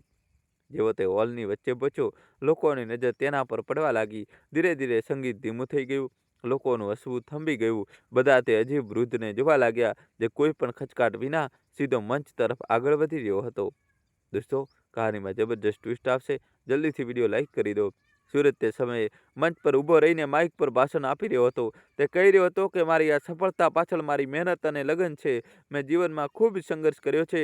ત્યારે તેની નજર સામેથી આવતા રામદીન પર પડી. સૂરજના શબ્દો ગળામાં ઝરકી ગયા. તેનો ચહેરો સફેદ પડી ગયો. તેના હાથમાંથી માઇક છૂટી જવાની તૈયારીમાં હતું. તેની પોતાની આંખો પર વિશ્વાસ નહોતો આવતો. તે વૃદ્ધ જેને તેને ધક્કો મારીને ઘરની બહાર કાઢી મૂક્યો હતો, તે અહીં તેની સૌથી મોટી મહેફિલમાં કેવી રીતે આવી ગયો? આખી હોટલમાં સન્નાટો છવાઈ ગયો. દરેક વ્યક્તિએ જાણવા ઉત્સુક હતી કે આ વૃદ્ધ કોણ છે અને અહીં શું કરી રહ્યો છે. સૂરજને લાગ્યું કે હવે તેની ઇજ્જતનો જનાજો નીકળી જશે. તે ઝડપથી મંચ પરથી નીચે ઉતર્યો અને રામદીન તરફ દોડ્યો. તે ઈચ્છતો હતો કે રામદીન કંઈ બોલે તે પહેલાં જ તેને ત્યાંથી હટાવી દે. સૂરજ રામદીન પાસે પહોંચ્યો અને દાંત પીસતા ફૂસફૂસાવ્યો કે તમે અહીં શું કરી રહ્યા છો? તમને શરમ નથી આવતી? મારો તમાશો બનાવવા અહીં ચાલ્યા આવ્યા? મેં તમને પૈસા મોકલી તો આપ્યા હતા. હવે શું જોઈએ છે? ચાલો નીકળો અહીંથી, આ પહેલાં કે કોઈ તમને ઓળખી જાય. દોસ્તો, કહાનીમાં જબરજસ્ત ટ્વિસ્ટ આવશે હવે. આવો મારી સાથે. સૂરજે રામદીનનો હાથ પકડીને તેને ખેંચવાની કોશિશ કરી, પણ રામદીન પોતાની જગ્યાએથી હલ્યો નહીં. તે ખડકની જેમ ઊભો રહ્યો. તેને પોતાનો હાથ ઝટકાવી લીધો. રામદીનની આંખોમાં આજે તે નરમાશ નહોતી જે હંમેશા સૂરજ માટે રહેતી હતી. આજે તેની આંખોમાં એક આગ હતી. રામદીને પોતાના ભારે અને ધ્રુજતા અવાજમાં કહ્યું, હાથ ના લગાડતો મને. હું અહીં તારી પાસે ભીખ માંગવા નથી આવ્યો સૂરજ, અને ના તો હું તારો તમાશો બનાવવા આવ્યો છું. તમાશો તો તે બનાવી દીધો છે, સંબંધોનો, માનવતાનો અને એક માની મમતાનો. રામદીનો અવાજ ભલે તેજ નહોતો, પણ તે સન્નાટામાં તે હોલના દરેક ખૂણે પહોંચી રહ્યો હતો. લોકો હવે તેમની નજીક આવી ચૂક્યા હતા. સૂરજ પરસેવે રેબઝેબ થઈ ગયો હતો. તેને કહ્યું, પિતાજી ધીરે બોલો, લોકો સાંભળી રહ્યા છે. આપણે ઘરે જઈને વાત કરીશું. પ્લીઝ અહીં નહીં. રામદીન હસ્યો, એક ખૂબ જ દર્દનાક હાસ્ય. તેને કહ્યું, ઘર? કયું ઘર સૂરજ? તે ઘર જેના દરવાજા તે મારા માટે બંધ કરી દીધા હતા? કે તે ઘર જે મેં મારા હાડકાં ગાળીને તારા માટે બનાવ્યું હતું અને જેને તું છોડી આવ્યો? હવે આપણું કોઈ ઘર નથી બેટા. અને પિતાજી ના કહે આ શબ્દ તારા મોઢે ગાળ જેવો લાગે છે. ત્યાં ઉભેલા સૂરજના બોસ અને સહકર્મીઓ આ બધું સાંભળી રહ્યા હતા. તેઓ હેરાન હતા કે જે સૂરજ હંમેશા પોતાની ખાનદાની રહીસીની વાતો કરતો હતો, આજે તેનું સત્ય બધાની સામે હતું. એક સહકર્મીએ પૂછ્યું, સૂરજ, શું આ ખરેખર તારા પિતા છે? સૂરજ પાસે કોઈ જવાબ નહોતો. તેની નજરો નમેલી હતી. રામદીને આગળ વધીને એક ટેબલ પરથી પાણીનો ગ્લાસ ઉઠાવ્યો અને એક ઘૂંટડો પીધો. તેનું ગળું સુકાઈ રહ્યું હતું. તેને કહ્યું, મિત્રો માફ કરજો, હું તમારા રંગમાં ભંગ પાડવા નથી આવ્યો. હું તો બસ મારા દીકરાને એક વસ્તુ આપવા આવ્યો છું, એક એવી વસ્તુ જે કદાચ તેની ડોલર કરતાં પણ વધુ કિંમતી છે. સૂરજ ગભરાઈ ગયો. તેને લાગ્યું કે પિતાજી હવે બધાને કહી દેશે કે તેને માની સારવાર માટે પૈસા આપ્યા નહોતા. તે ડરના માર્યા ધ્રુજવા લાગ્યો, પણ રામદીને એવું કંઈ જ ન કહ્યું. રામદીને પોતાના ગજવામાંથી તે જ મેલું પરબડિયું કાઢ્યું. તેનું તે સૂરજની સામે ધર્યું. રામદીને કહ્યું, લે સૂરજ, આ રાખી લે. આ તારું તે દેવું છે જે હું ચૂકવવા આવ્યો છું. સૂરજે ધ્રુજતા હાથે તે પરબડિયું લીધું. તેને પૂછ્યું, આ શું છે? રામદીને તેની આંખોમાં આંખો પરવીને કહ્યું, જ્યારે તું નાનો હતો ત્યારે એકવાર મેળામાં તે એક રમકડા માટે બહુ જીદ કરી હતી. તે રમકડું 5 રૂપિયાનું હતું. મારી પાસે તે વખતે 5 રૂપિયા નહોતા. હું બહુ રડ્યો હતો તે દિવસે કે હું મારા સંતાનની નાનકડી ઈચ્છા પૂરી ન કરી શક્યો. તે દિવસે મારી માએ પોતાની નાકની નથ વીંચીને તને તે રમકડું અપાવ્યું હતું. રામદીનો અવાજ ભારે થઈ ગયો. તેને પોતાની આંખોમાંથી વહેતા આંસુ લૂછ્યા અને કહ્યું, આજે ઇતિહાસે પોતાની જાતને દોહરાવી છે બેટા. ફરક માત્ર એટલો જ છે કે તે દિવસે બાપ પાસે 5 રૂપિયા નહોતા અને આજે દીકરા પાસે 5000 નહોતા. તે દિવસે માએ ઘરેણાં વેચીને દીકરાની ખુશી ખરીદી હતી અને આજે દીકરાએ પોતાની ખુશી માટે માને વેચી દીધી. હોલમાં ઊભેલા દરેક વ્યક્તિની આંખો નમ થઈ ગઈ હતી. સૂરજનું માથું શરમથી ઝૂકી ગયું હતું, પણ રામદીન હજુ રોકાયો નહોતો. તેને કહ્યું, આ પરબડિયામાં તારી માની તે છેલ્લી નિશાની છે જે તેને મરતી વખતે પોતાની મુઠ્ઠીમાં પણ રાખી હતી. આ તારો બાળપણનો તે પહેલો દાંત છે જે તૂટવા પર તેને સાચવી રાખ્યો હતો. તે કહેતી હતી કે જ્યારે મારો સૂરજ મોટો થશે અને તેના લગ્ન થશે ત્યારે હું તેને આ આપીશ. તો પાગલ મરી ગઈ, પણ મરતા દમ સુધી તેને એ જ ચિંતા હતી કે તારો આ દાંત ક્યાંય ખોવાઈ ન જાય. રામદીને સૂરજના ખભા પર હાથ રાખ્યો. તે સ્પર્શ એટલો ભારે હતો કે સૂરજ તેને સહન ના કરી શક્યો. તે ઘૂંટડીએ પડી ગયો.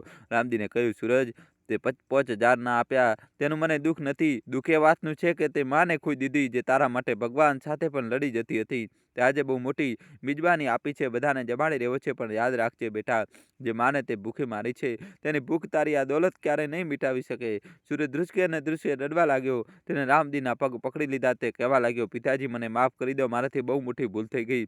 હું ભટકી ગયો હતો. મને આ મા પાસે લઈ ચાલો. હું તેમની માફી માંગવા માંગુ છું. રામદીને પોતાના પગ પાછા ખેંચી લીધા. તેને ખૂબ જ કઠોરતાથી કહ્યું, હવે બહુ મોડું થઈ ગયું છે સૂરજ, તે જતી રહી છે. હવે તું ભલે સોનાની સીડીઓ બનાવી લે, તે પાછી નહીં આવે. માફી માંગવી હોય તો તે ઉપરવાળા પાસે માગ, કદાચ તે તને માફ કરી દે.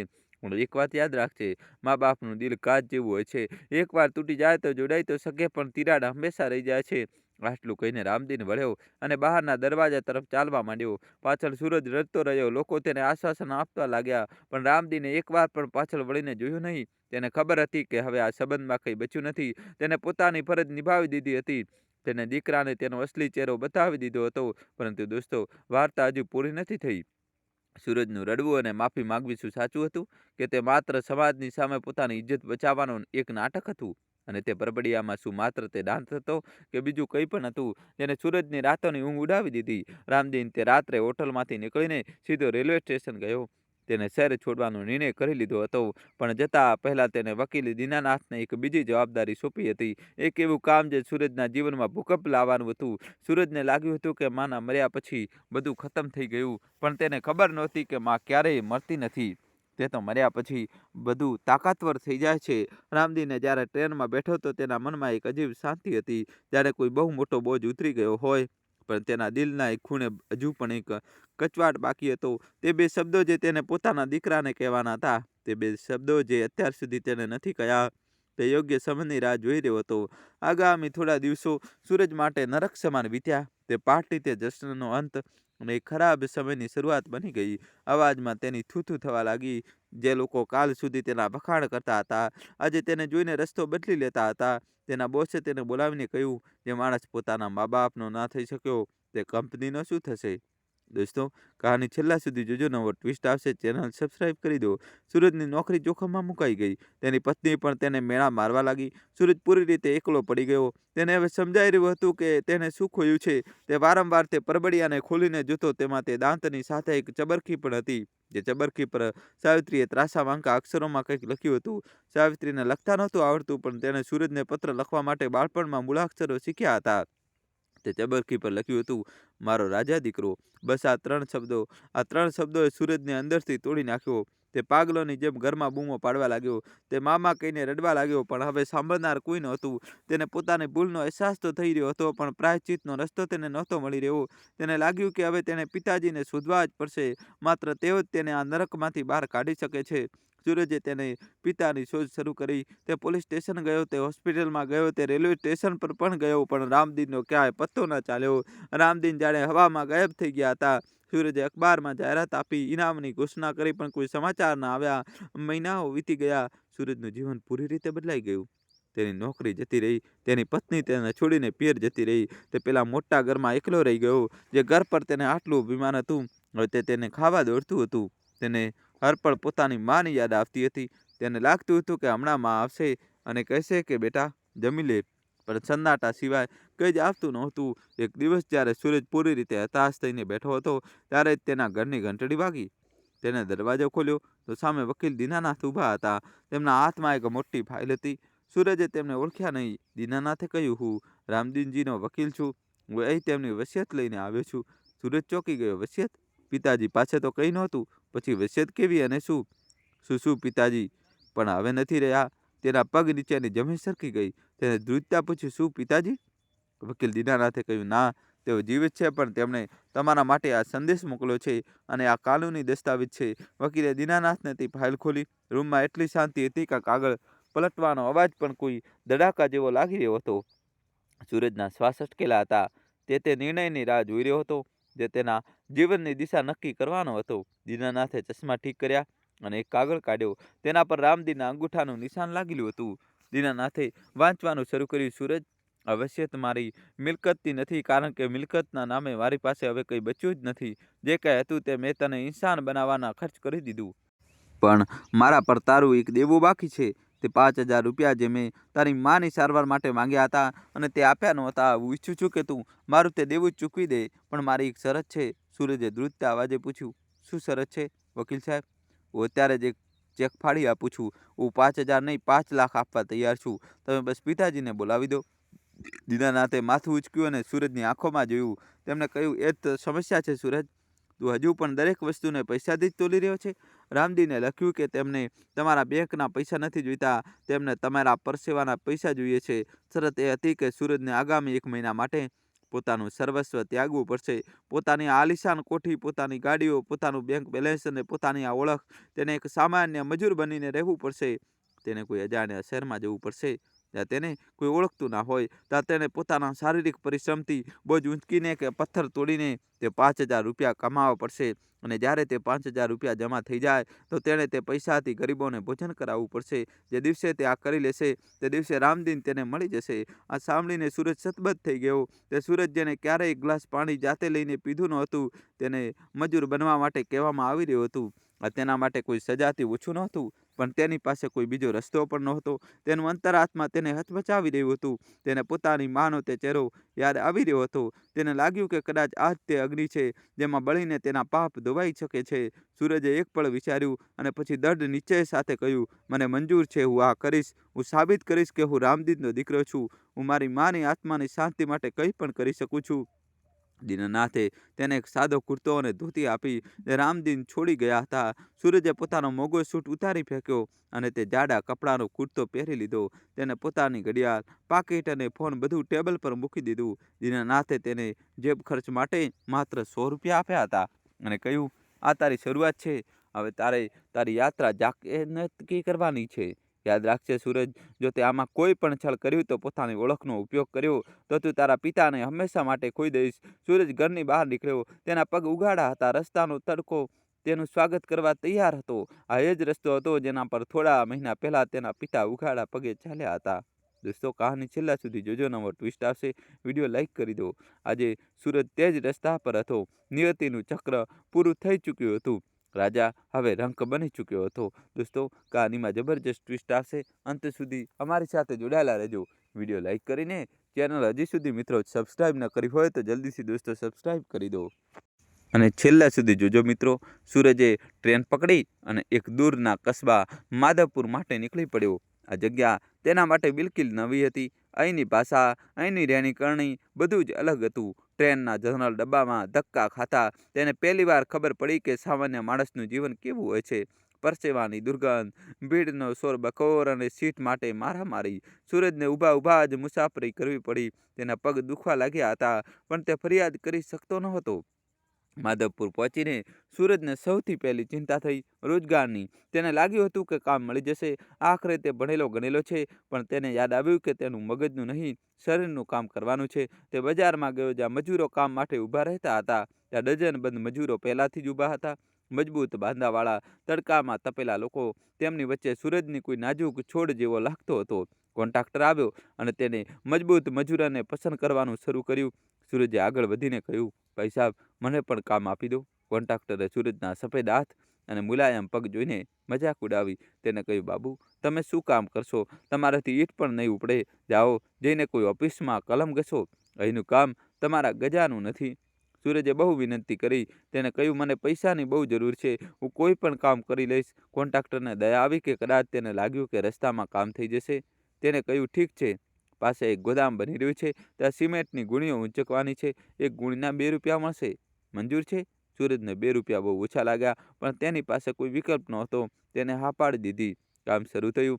સિમેન્ટની ગુણી 50 કિલોની હતી. સૂરજે જ્યારે પહેલી ગુણી ઊંચકવાની કોશિશ કરી તો તેને લાગ્યું કે તેની કમર તૂટી જશે.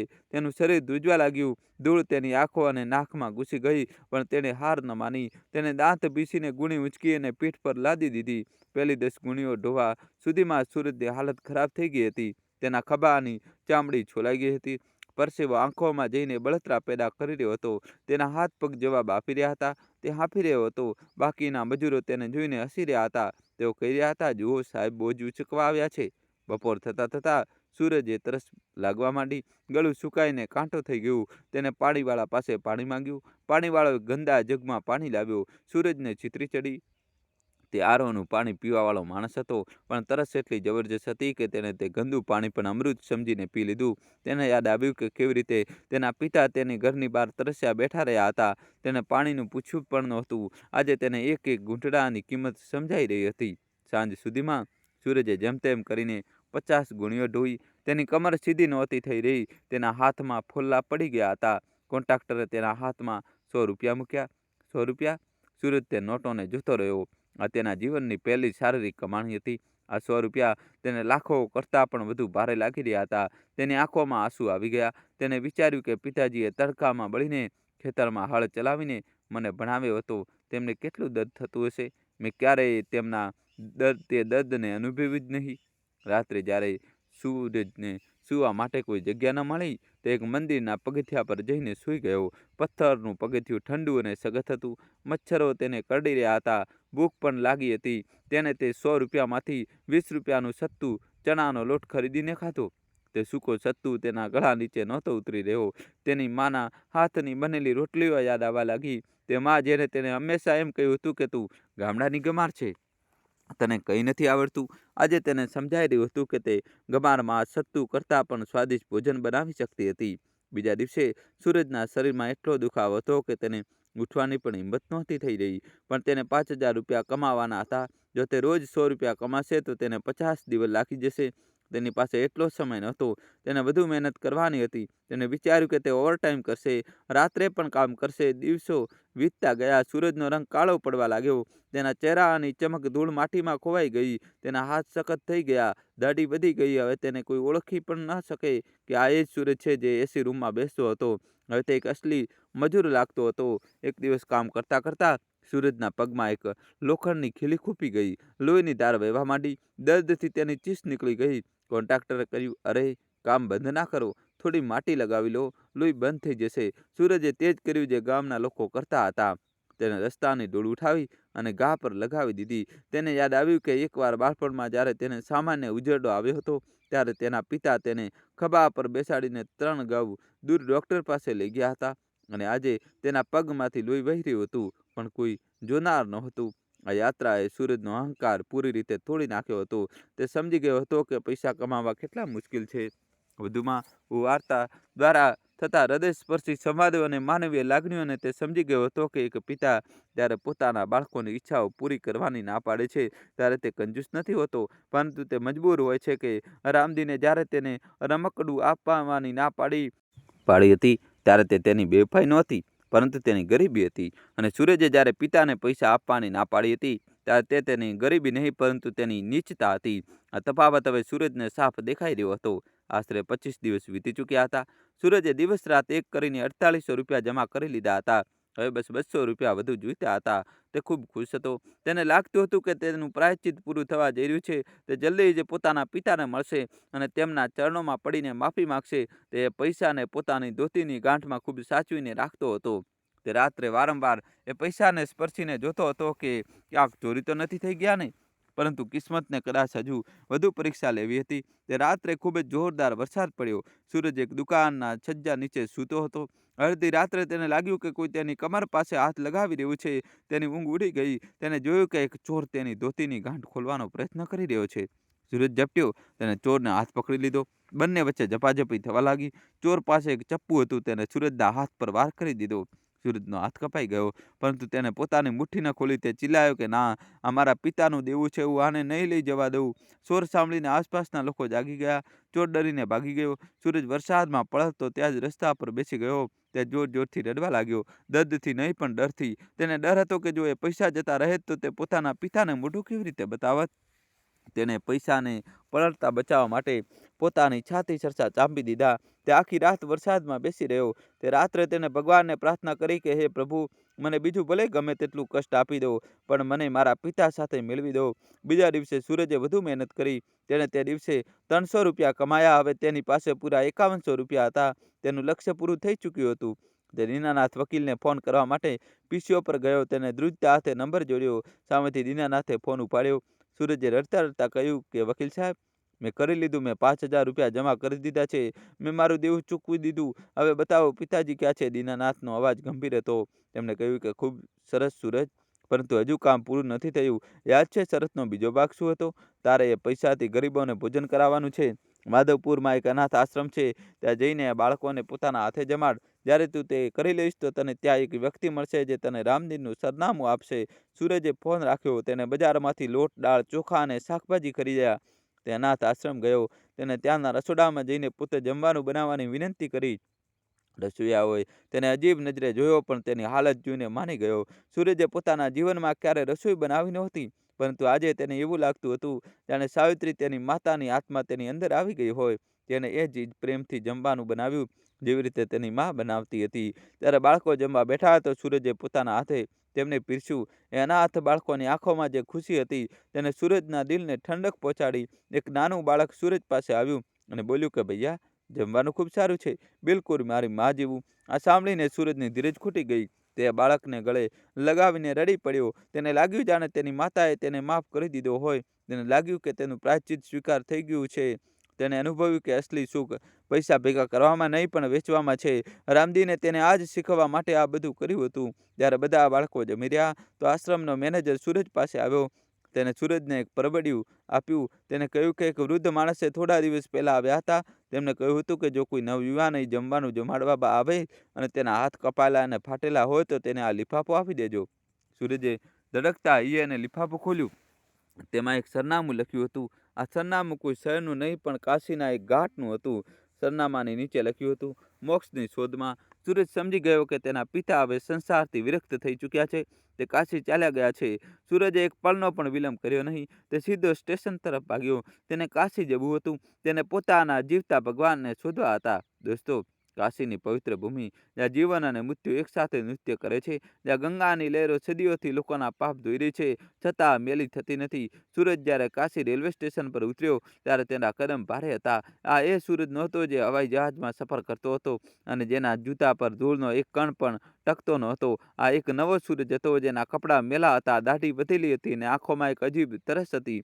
પોતાના પિતાને પામવાની તરસ. સ્ટેશનથી બહાર નીકળતા જે કાશીના એ શોરબકોરને ઘેરી લીધો, જે કાનને નહીં પણ આત્માને હચમચાવે છે. મંદિરોની ઘંટડીઓ, રિક્ષાવાળાના અવાજો અને સાધુઓના કમંડલ ટકરાવાનો ધ્વનિ. સૂરજે એક ઊંડો શ્વાસ લીધો. હવામાં અગરબત્તી અને ફૂલોની ખુશ્બુ સાથે ચિતાઓ સળગાવવાની ગંધ પણ ભળેલી હતી. આ ગંધ તેને યાદ અપાવી રહી હતી કે માણસની અંતિમ યાત્રા એ આવીને જ ખતમ થાય છે. તેને મનોમન વિચાર્યું કે પિતાજીએ આ જ જગ્યા કેમ પસંદ કરી? શું તેઓ જીવનથી એટલા કંટાળી ગયા હતા કે તેમને હવે માત્ર મૃત્યુની પ્રતીક્ષા હતી? સૂરજે લોકોને પૂછવાનું શરૂ કર્યું. તેની પાસે રામદીનની કોઈ તસવીર નહોતી, પણ એ ચહેરો તેના દિલમાં છપાયેલો હતો. તે દરેક ઘાટ પર ગયો. અચ્છી ઘાટ, દશામિક ઘાટ, હરિશ્ચંદ્ર ઘાટ. તે દરેક વૃદ્ધના ચહેરામાં પોતાના પિતાને શોધતો રહ્યો. તેની હાલત પાગલો જેવી થઈ ગઈ હતી. તે ભૂખ્યો હતો, તરસ્યો હતો, પણ રોકાઈ શકતો નહોતો. તેને ડર હતો કે જો તેને મોડું કરી દીધું તો ક્યાંક બહુ મોડું ન થઈ જાય. સાંજ પડવા આવી હતી. ગંગા આરતીની તૈયારીઓ શરૂ થઈ ગઈ હતી. હજારો દીવાઓ નદીમાં તરવા માટે તૈયાર હતા. સૂરજ ચાલતા ચાલતા મણિકર્ણિકા ઘાટ પહોંચી ગયો. આ એ જગ્યા છે જ્યાં ચિતાની આગ ક્યારેય ઠંડી થતી નથી. અહીં 24 કલાક સબ બળે છે. અહીંનું દ્રશ્ય જોઈને સારા લોકોના દિલ ધ્રુજી જાય છે. પરંતુ સૂરજ આજે કોઈ પણ ડરથી પર હતો. તે ભીડમાં ધુમાડાના ગોટા વચ્ચે પોતાની નજર દોડાવી રહ્યો હતો. ત્યારે જ તેની નજર એક ખૂણામાં બેઠેલા એક વૃદ્ધ પર પડી. એ વૃદ્ધ એક સળગતી ચિતા પાસે બેઠા હતા અને લાકડાઓને સરખા કરી રહ્યા હતા. તેમનું શરીર હાડપિંજર માત્ર રહી ગયું હતું. માથાના વાળ ઉડી ગયા હતા અને શરીર પર માત્ર એક લંગોટી હતી. આખું શરીર રાખથી ખરડાયેલું હતું. સૂરજનું દિલ જોરથી ધડક્યું. શું આ એ જ હતા? શું આ તેના પિતા રામદીન હતા?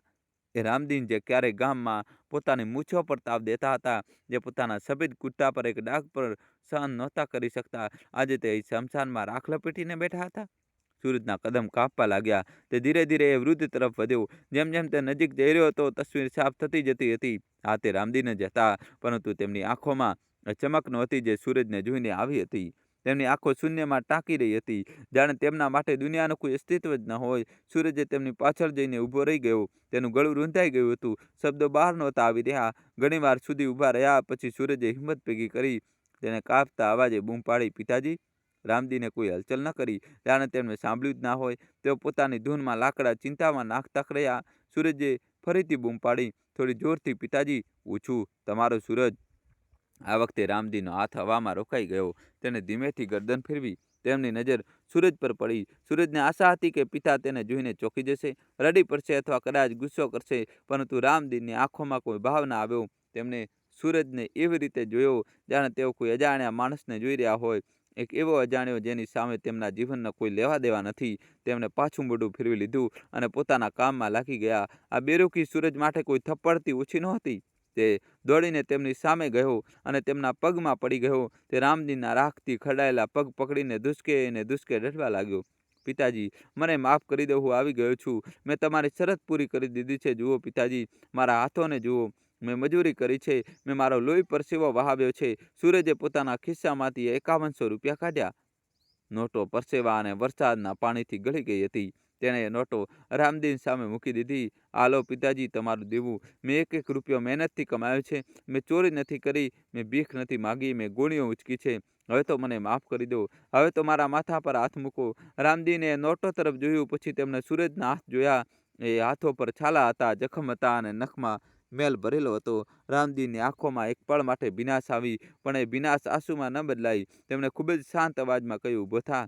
એ કોઈનો પિતા નથી અને કોઈનો પુત્ર નથી. આ મહાશમશાન છે. અહીં માત્ર શરીર આવે છે અને રાખ બનીને જાય છે. સૂરજે માથું ઉંચક્યું. તેને કરગરીને કહ્યું, ના પિતાજી, એવું ન કહો. હું તમારો દીકરો છું. એ જ સૂરજ જેને તમે આંગળી પકડીને ચાલતા શીખ્યું હતું. મારાથી ભૂલ થઈ ગઈ. હું ભટકી ગયો હતો, પણ હવે હું પાછો આવી ગયો છું. ચાલો મારી સાથે આપણે ઘરે જઈશું. હું તમને ક્યારેય નહીં છોડું. રામદીન હસ્યા. એ સૂકી અને ડરામણી હસી જે તેઓ હોટલમાં હસ્યા હતા. તેમણે કહ્યું, ઘર? કયું ઘર?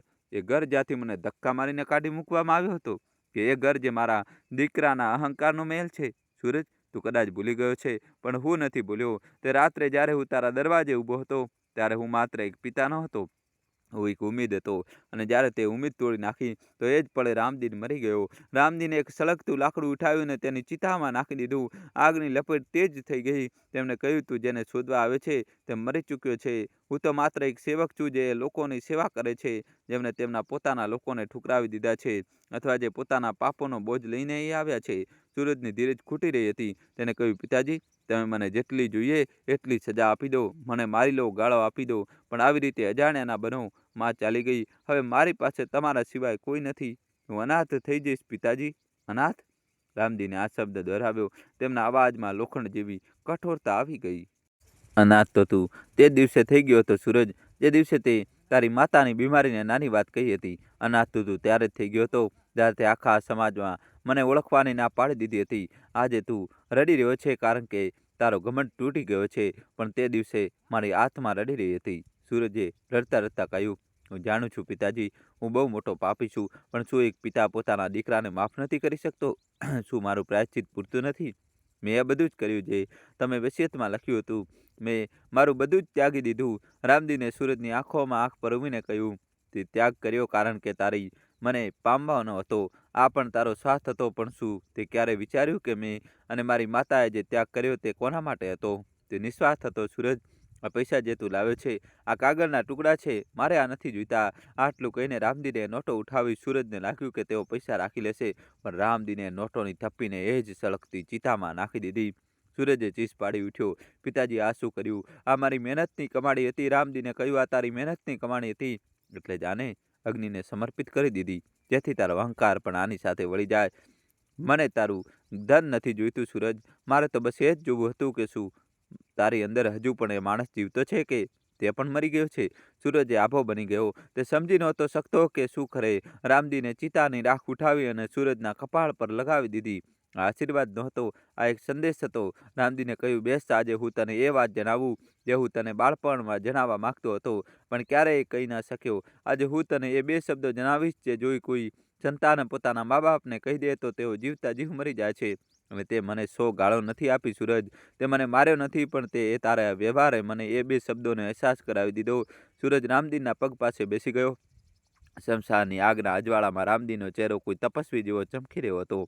તેમણે બોલવાનું શરૂ કર્યું, બેટા, જ્યારે તું જન્મ્યો હતો ત્યારે મેં તારી કુંડળી નહોતી બનાવડાવી. મેં કહ્યું હતું કે મારો દીકરો પોતાનું ભાગ્ય પોતે લખશે, પણ હું મોટો હતો. ભાગ્ય તો ઉપરવાળો લખે છે, આપણે તો બસ કઠપુતળીઓ છીએ. તું જાણે છે સૂરજ, દુનિયાનો સૌથી ભારે બોજ શું હોય છે?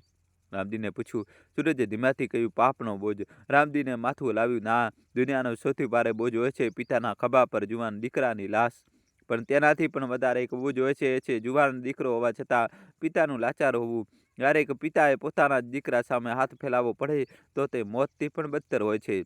રામદીનના શ્વાસ ભારે થવા લાગ્યા. એવું લાગતું હતું કે તેઓ ખૂબ નબળા થઈ ગયા છે. તેઓ સતત કામ કરવા અને કદાચ જમવાનું ના જમવાને કારણે જર્જરિત થઈ ગયા હતા. તેમણે કહ્યું, સૂરજ, મને તારાથી કોઈ ફરિયાદ નથી કે તે પૈસા ના આપ્યા. મને ફરિયાદ એ વાતની છે કે તે મને પારકો બનાવી દીધો. ત્યાં જ અચાનક રામદીને ખાંસીનો એક જોરદાર ઉધરસ ઉપડ્યો. તેમનું આખું શરીર હલી ગયું. તેઓ મોઢા પર હાથ રાખીને ખાંસવા લાગ્યા. જ્યારે તેમણે હાથ હટાવ્યો તો સૂરજે જોયું કે તેમની હથેળી પર લોહી હતું. સૂરજ ગભરાઈ ગયો. તેમને સંભાળ્યા. પિતાજી, તમને શું થયું છે? ચાલો, ડૉક્ટર પાસે ચાલો, હમણાં જ ચાલો. રામદીને હસતા હસતા હાથથી ના પાડી દીધી. હવે કોઈ ડૉક્ટરની જરૂર નથી બેટા, મારા તેડાનો વખત આવી ગયો છે. તારી માં મને બોલાવી રહી છે. હું તો બસ તારી રાહ જોતો હતો. મને ખબર હતી કે મારો સૂરજ આવશે. મોડો તો મોડો પણ આવશે જરૂર. સૂરજના પગ નીચેની જમીન સરકી ગઈ. દોસ્તો, કહાની છેલ્લા સુધી જોજો, નવો ટ્વિસ્ટ આવશે. વિડીયો લાઇક કરીને ચેનલ સબસ્ક્રાઇબ કરી દો. ના પિતાજી, તમે મને છોડીને ના જઈ શકો. હજુ તો હું આવ્યો છું, હજુ તો મારે તમારી સેવા કરવાની છે, તમને પોતાના હાથે જમાડવાના છે. રામજીને સૂરજનો હાથ પોતાના હાથમાં લીધો. તેમના હાથ ઠંડા પડી રહ્યા હતા. તેમણે કહ્યું, મારે સેવા કરવી હોય તો એક વાયદો કર. જે ભૂલ તે કરી તે ફરીથી ક્યારેય ન કરતો. અને જે રહસ્ય હું તને જણાવવા જઈ રહ્યો છું તેને ગાંઠે બાંધી લેજે. સૂરજે તેમના હાથને પોતાની છાતીએ લગાવી દીધો. હું વાયદો કરું છું પિતાજી, તમે જે કહેશો એ જ કરીશ. રામજીને ઊંડો શ્વાસ લીધો. તેમની આંખોની કીકીઓ સ્થિર થવા લાગી હતી. તેમણે કહ્યું, સૂરજ, આ દુનિયામાં મા બાપને બધું જ આપજે. કપડાં આપજે, રોટલી આપજે, પૈસા આપજે. જો ગુસ્સો આવે તો ગાળો પણ આપી દેજે. તેઓ સહન કરી લેશે, પણ તેમને ક્યારેય એ બે શબ્દો ના કહેતો જે તે દિવસે તારા વ્યવહારથી કહ્યા હતા. જાણે છે એ બે શબ્દો શું છે? સૂરજ રડતા રડતા બોલ્યો, બતાવો પિતાજી, શું છે એ શબ્દો? રામદીનનો અવાજ હવે ગણગણાટ બની ગયો હતો. તેમણે સૂરજને પાસે બોલાવ્યો, એટલે પાસે કે તેમના શ્વાસ સૂરજના કાન સાથે ટકરાતા હતા. તેમણે કહ્યું, એ બે શબ્દો છે, કોણ છો અથવા કોણ તમે? જ્યારે એક દીકરો પોતાના પિતાને પૂછે છે કે તમે કોણ છો અથવા મારો તમારી સાથે શું સંબંધ છે, તો એ પિતાની આત્મા તે જ ક્ષણે શરીર છોડી દે છે. તે દિવસે હોટલની બહાર જ્યારે દરવાને કહ્યું કે સાહેબ રામદીનને નથી ઓળખતા, એટલે કે તે કહ્યું કે કયો રામદીન? બસ એ જ મારી મોત હતી સૂરજ. શારીરિક મોત તો હવે આવી રહી હતી, પણ આત્મિક મોત તે જ દિવસે થઈ ગઈ હતી. રામદીનનું શરીર લીલું પડવા લાગ્યું, પણ હજી તેમની વાત પૂરી નહોતી થઈ. તેમણે પોતાની છેલ્લી તાકાત એકઠી કરી. સૂરજ, મારી એક છેલ્લી ઈચ્છા છે. મારા ખિસ્સામાં એક નાની એવી ડાયરી છે, તેને કાઢ. તેમાં મેં તારા માટે જીવનનું એ અંતિમ સત્ય લખ્યું છે. જે જો સમજી લીધું તો તું ક્યારેય દુઃખી નહીં થાય. અને આ મારા અસ્થિઓને ગંગામાં ના પધરાવતો. સૂરજ ચોંકી ગયો. શું અસ્થિઓને ગંગામાં નથી પધરાવવાના? તો શું કરવાનું છે પિતાજી? રામજીને જવાબ આપ્યો તે સૂરજની સમજ બહાર હતો. તેમણે કહ્યું, મારા અસ્થિઓને લઈ જઈને એ ખેતરમાં નાખી દેજે, જેને વેચીને મેં તને બનાવ્યો હતો, જેથી હું મર્યા પછી પણ એ માટીનું દેવું ચૂકવી શકું, જેને મારું પેટ ભર્યું હતું, અને તું એ માટીનો ક્યારેય ન ભૂલતો. આટલું કહેતા કહેતા રામજીની ગરદન એક તરફ રહી ગઈ. તેમની આંખો ખુલ્લીની ખુલ્લી રહી ગઈ. મણિકર્ણિકા ઘાટનો એ શોરબકોર વચ્ચે એક દીકરો ફરીથી અનાથ થઈ ગયો. પણ આ વખતે તે અનાથ મજબૂરીમાં નહીં, પણ પોતાના કર્મોના કારણે થયો હતો. સૂરજે જોરથી પિતાજી બૂમ પાડી. તેનો અવાજ ગંગાની લહેરો સાથે ટકરાઈને પાછો આવ્યો. તે છાતી પીટી પીટીને રડવા લાગ્યો. ત્યાં બેઠેલા અઘોરી અને સાધુઓ તેને જોઈ રહ્યા હતા, અને કોઈ કાંઈ બોલ્યું નહીં, કારણ કે તેઓ જાણતા હતા કે આ વિલાપ કોઈના જવા માટેનો નથી, પણ આ વિલાપ એ તક ગુમાવી દેવાનો છે, જે હવે ક્યારેય પાછી નહીં આવે. રામદેવ જઈ ચૂક્યા હતા, પણ એ ડાયરી હજુ પણ તેમના ખિસ્સામાં હતી. એ ડાયરીમાં શું લખ્યું હતું, અને રામજીને જતા જતા સૂરજને કયો એવો રસ્તો બતાવ્યો હતો જેના પર ચાલીને તે પોતાના પાપોમાંથી મુક્ત થઈ શકતો હતો? હવે સૂરજ એકલો હતો. સામે પિતાનું શબ હતું ને હાથમાં એ ડાયરી. હવે તેણે નક્કી કરવાનું હતું કે તે આગળ જીવન કેવી રીતે જીવશે. શું તે પાછો શહેરમાં જઈને એ સૂરજ સાહેબ બની જશે, કે રામજીને એ સૂરજ બનશે જે બીજાને અજવાળું આપે છે? દોસ્તો, મણિકર્ણિકા ઘાટની એ રાત સૂરજના જીવનની સૌથી લાંબી રાત હતી. ચિતાની અગ્નિ હવે શાંત થઈ ચૂકી હતી. જે શરીર ગઈકાલે સુધી હલતું ચાલતું હતું, જે મુખે તેને બેટા કહીને બોલાવતું હતું, હવે તે માત્ર રાખના ઢગલામાં બદલાઈ ચૂક્યું હતું. સૂરજ જે રાખના ઢગલા પાસે બેઠો હતો, તેની આંખોના આંસુ સુકાઈ ગયા હતા, કારણ કે હવે રડવા માટે પણ તેની અંદર કંઈ બચ્યું ન હતું. ગંગાની લહેરો કિનારે ટકરાતી હતી, જાણે તે પણ સૂરજને સાંત્વના આપી રહી હોય કે જીવનનું આ જ અંતિમ સત્ય છે. ત્યાંના ડોમ રાજાએ સૂરજને હલાવ્યો અને કહ્યું કે બાબુ, હવે ઉઠો, અસ્થિઓ વીણવાનો સમય થઈ ગયો છે. સૂરજે કાંપતા હાથે રાખને એકઠી કરી. આ એ જ રાખ હતી જેમાં તેના પિતાનું આખું જીવન, તેમનો સંઘર્ષ, તેમનો પ્રેમ અને તેમનું એ અણકહ્યું દર્દ ભળેલું હતું. તેને અસ્થિઓને એક માટીના કળશમાં ભરી. સામાન્ય રીતે લોકો અસ્થિઓને ગંગામાં વિસર્જિત કરી દે છે, પણ સૂરજને તેના પિતાની છેલ્લી ઈચ્છા યાદ હતી. તેને અસ્થિઓ ગંગામાં નહીં, પણ ખેતરમાં નાખવાની હતી, જે ક્યારેય તેમનું આજીવિકાનું સાધન હતું. સૂરજે કળશને પોતાની છાતીએ લગાવી દીધો. તેને લાગ્યું જાણે તેને ફરીથી પોતાના પિતાને ગળે લગાવી દીધા હોય. ભારે કદમે તે ઘાટની બહાર નીકળ્યો. તેની પાસે હવે જવા માટે કોઈ ઘર નહોતું, પણ એક લક્ષ્ય જરૂર હતું. તેને તેના પિતાની એ લાલ રંગની ડાયરી વાંચવાની હતી, જે હવે તેના ખિસ્સામાં રાખેલી હતી. એ ડાયરી જે રામજીની આખી જિંદગીનો દસ્તાવેજ હતી. સૂરજ કાશીની એક જૂની ધર્મશાળામાં ગયો. રૂમમાં એક ટીમટીમાતું લાલટેન સળગી રહ્યું હતું. તેને ડાયરી કાઢી. ડાયરીના પાના જૂના થઈ ગયા હતા અને ઠેકઠેકાણેથી ફાટેલા હતા. સૂરજે ડરતા ડરતા પહેલું પાનું પલટ્યું. પહેલા પાના પર આડા અવળા અક્ષરોમાં લખ્યું હતું, મારા સૂરજ માટે. આ વાંચતા સૂરજની રૂવાટી કાપી ગઈ. તેને યાદ આવ્યું કે પિતાજીએ કેટલી મુશ્કેલીથી લખતા શીખ્યું હતું. સૂરજ વાંચવા લાગ્યો. ડાયરીમાં કોઈ હિસાબ કિતાબ નહોતો, પણ રામજીના મનની વાતો હતી, જે તેમણે ક્યારેય કોઈને કહી નહોતી. એક પાના પર લખ્યું હતું, આજે સૂરજ 5 વર્ષનો થઈ ગયો. તેને મેળામાં એક ગાડી માંગી. મારી પાસે પૈસા નહોતા. મેં તેને સમજાવી દીધો. રાત્રે જ્યારે તે સૂઈ ગયો તો હું પણ ખૂબ રડ્યો. હે ભગવાન, મને એટલી શક્તિ આપજે કે હું મારા દીકરાની દરેક ઈચ્છા પૂરી કરી શકું. હું પોતે ભૂખ્યો રહી લઈશ, પણ મારા દીકરાને ક્યારેય ભૂખ્યો ન સુવડાવતા. સૂરજના આંસુ પાના ઉપર પડવા લાગ્યા. તે આગળ વાંચતો ગયો. બીજા એક પાના પર લખ્યું હતું, આજે સૂરજ પહેલી વાર અંગ્રેજી શબ્દ બોલ્યો. મને સમજ ના પડી, પણ માસ્તર સાહેબ કહેતા હતા કે મારો દીકરો બહુ હોશિયાર છે. મને ગર્વ છે મારા હાથના છાલા હવે મને દર્દ નથી આપતા, કારણ કે મને ખબર છે કે આ છાલાઓને કારણે જ મારો દીકરો એક દિવસ અફસર બનશે. સૂરજનું ગળું રૂંધાઈ ગયું. તે વિચારી રહ્યો હતો કે જે પિતાએ તેની એક અંગ્રેજી લાઈન પર આટલો ગર્વ કર્યો, એ જ દીકરાએ પોતાના અંગ્રેજી અને પોતાના ભણતરનો ઉપયોગ પોતાના પિતાને નીચા બતાવવા માટે કર્યો. તેને પાનું પલટ્યું. ત્યાં તારીખ લખેલી હતી જે દિવસે સૂરજને નોકરી મળી હતી. રામદીને લખ્યું હતું, આજે મારું જીવન સફળ થઈ ગયું. સૂરજને શહેરમાં મોટી નોકરી મળી ગઈ. હવે મારે ખેતરમાં કામ નહીં કરવું પડે. મારો દીકરો મને તેની સાથે રાખશે. સાવિત્રી બહુ ખુશ છે. તે કહેતી કે હવે આપણે ગડપણમાં તીર્થયાત્રા કરીશું. મારો સૂરજ મારો શ્રવણ કુમાર બનશે. ડાયરીના છેલ્લા કેટલાક પાના આંસુઓના ડાઘથી ધૂંધળા થઈ ગયા હતા. આ એ સમય હતો જ્યારે સૂરજે તેમને નજરઅંદાજ કરવાનું શરૂ કર્યું હતું. દોસ્તો, હજુ કહાની બાકી છે. અમારી સાથે જોડાયેલા રહેજો. હવે કહાનીમાં મિત્રો જબરજસ્ત ટ્વિસ્ટ આવશે. હજી સુધી વિડીયોને લાઇક ન કર્યો હોય તો મિત્રો જલ્દીથી વિડીયોને લાઇક કરી દો, અને ચેનલને સબસ્ક્રાઈબ ન કરી હોય તો દોસ્તો તમારા ભાઈ માટે જલ્દીથી ચેનલને સબસ્ક્રાઈબ કરી દો. હજી કહાની બાકી છે. જોડાયેલા રહેજો છેલ્લા સુધી. હવે જબરજસ્ત ટ્વિસ્ટ આવશે.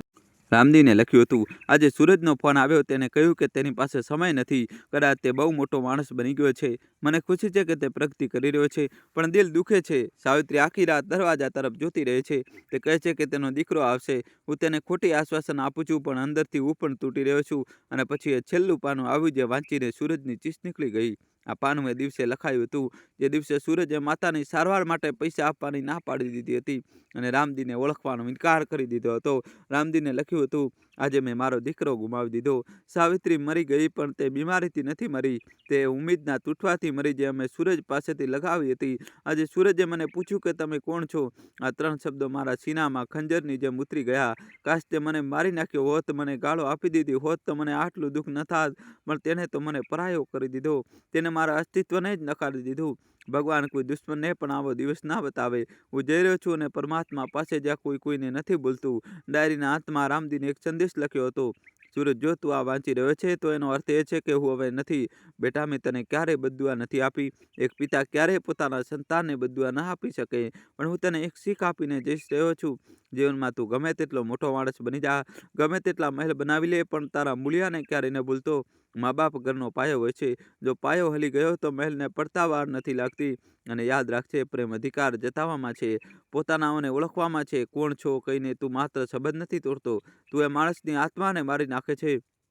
સૂરજે ડાયરી બંધ કરી દીધી. તે જમીન પર સૂઈ ગયો અને ધ્રુસકે રડ્યો. તેને સમજાઈ ગયું હતું કે કોણ છો શબ્દ આટલો ઝેરી કેમ છે. જ્યારે આપણે કોઈ પોતાના પર ગુસ્સો કરીએ છીએ તો તેમાં પણ એક પોતાનાપણું હોય છે. ગુસ્સો એ બતાવે છે કે આપણને એ માણસ પાસેથી અપેક્ષા છે, અને જ્યારે આપણે તેને ઓળખીવાની ના પાડી દઈએ છીએ, ત્યારે આપણે તેને એક અજાણ્યા માણસની જેમ જોઈએ છીએ, તો આપણે જાહેર કરી દઈએ છીએ કે આપણા જીવનમાં તેનું કોઈ મૂલ્ય નથી.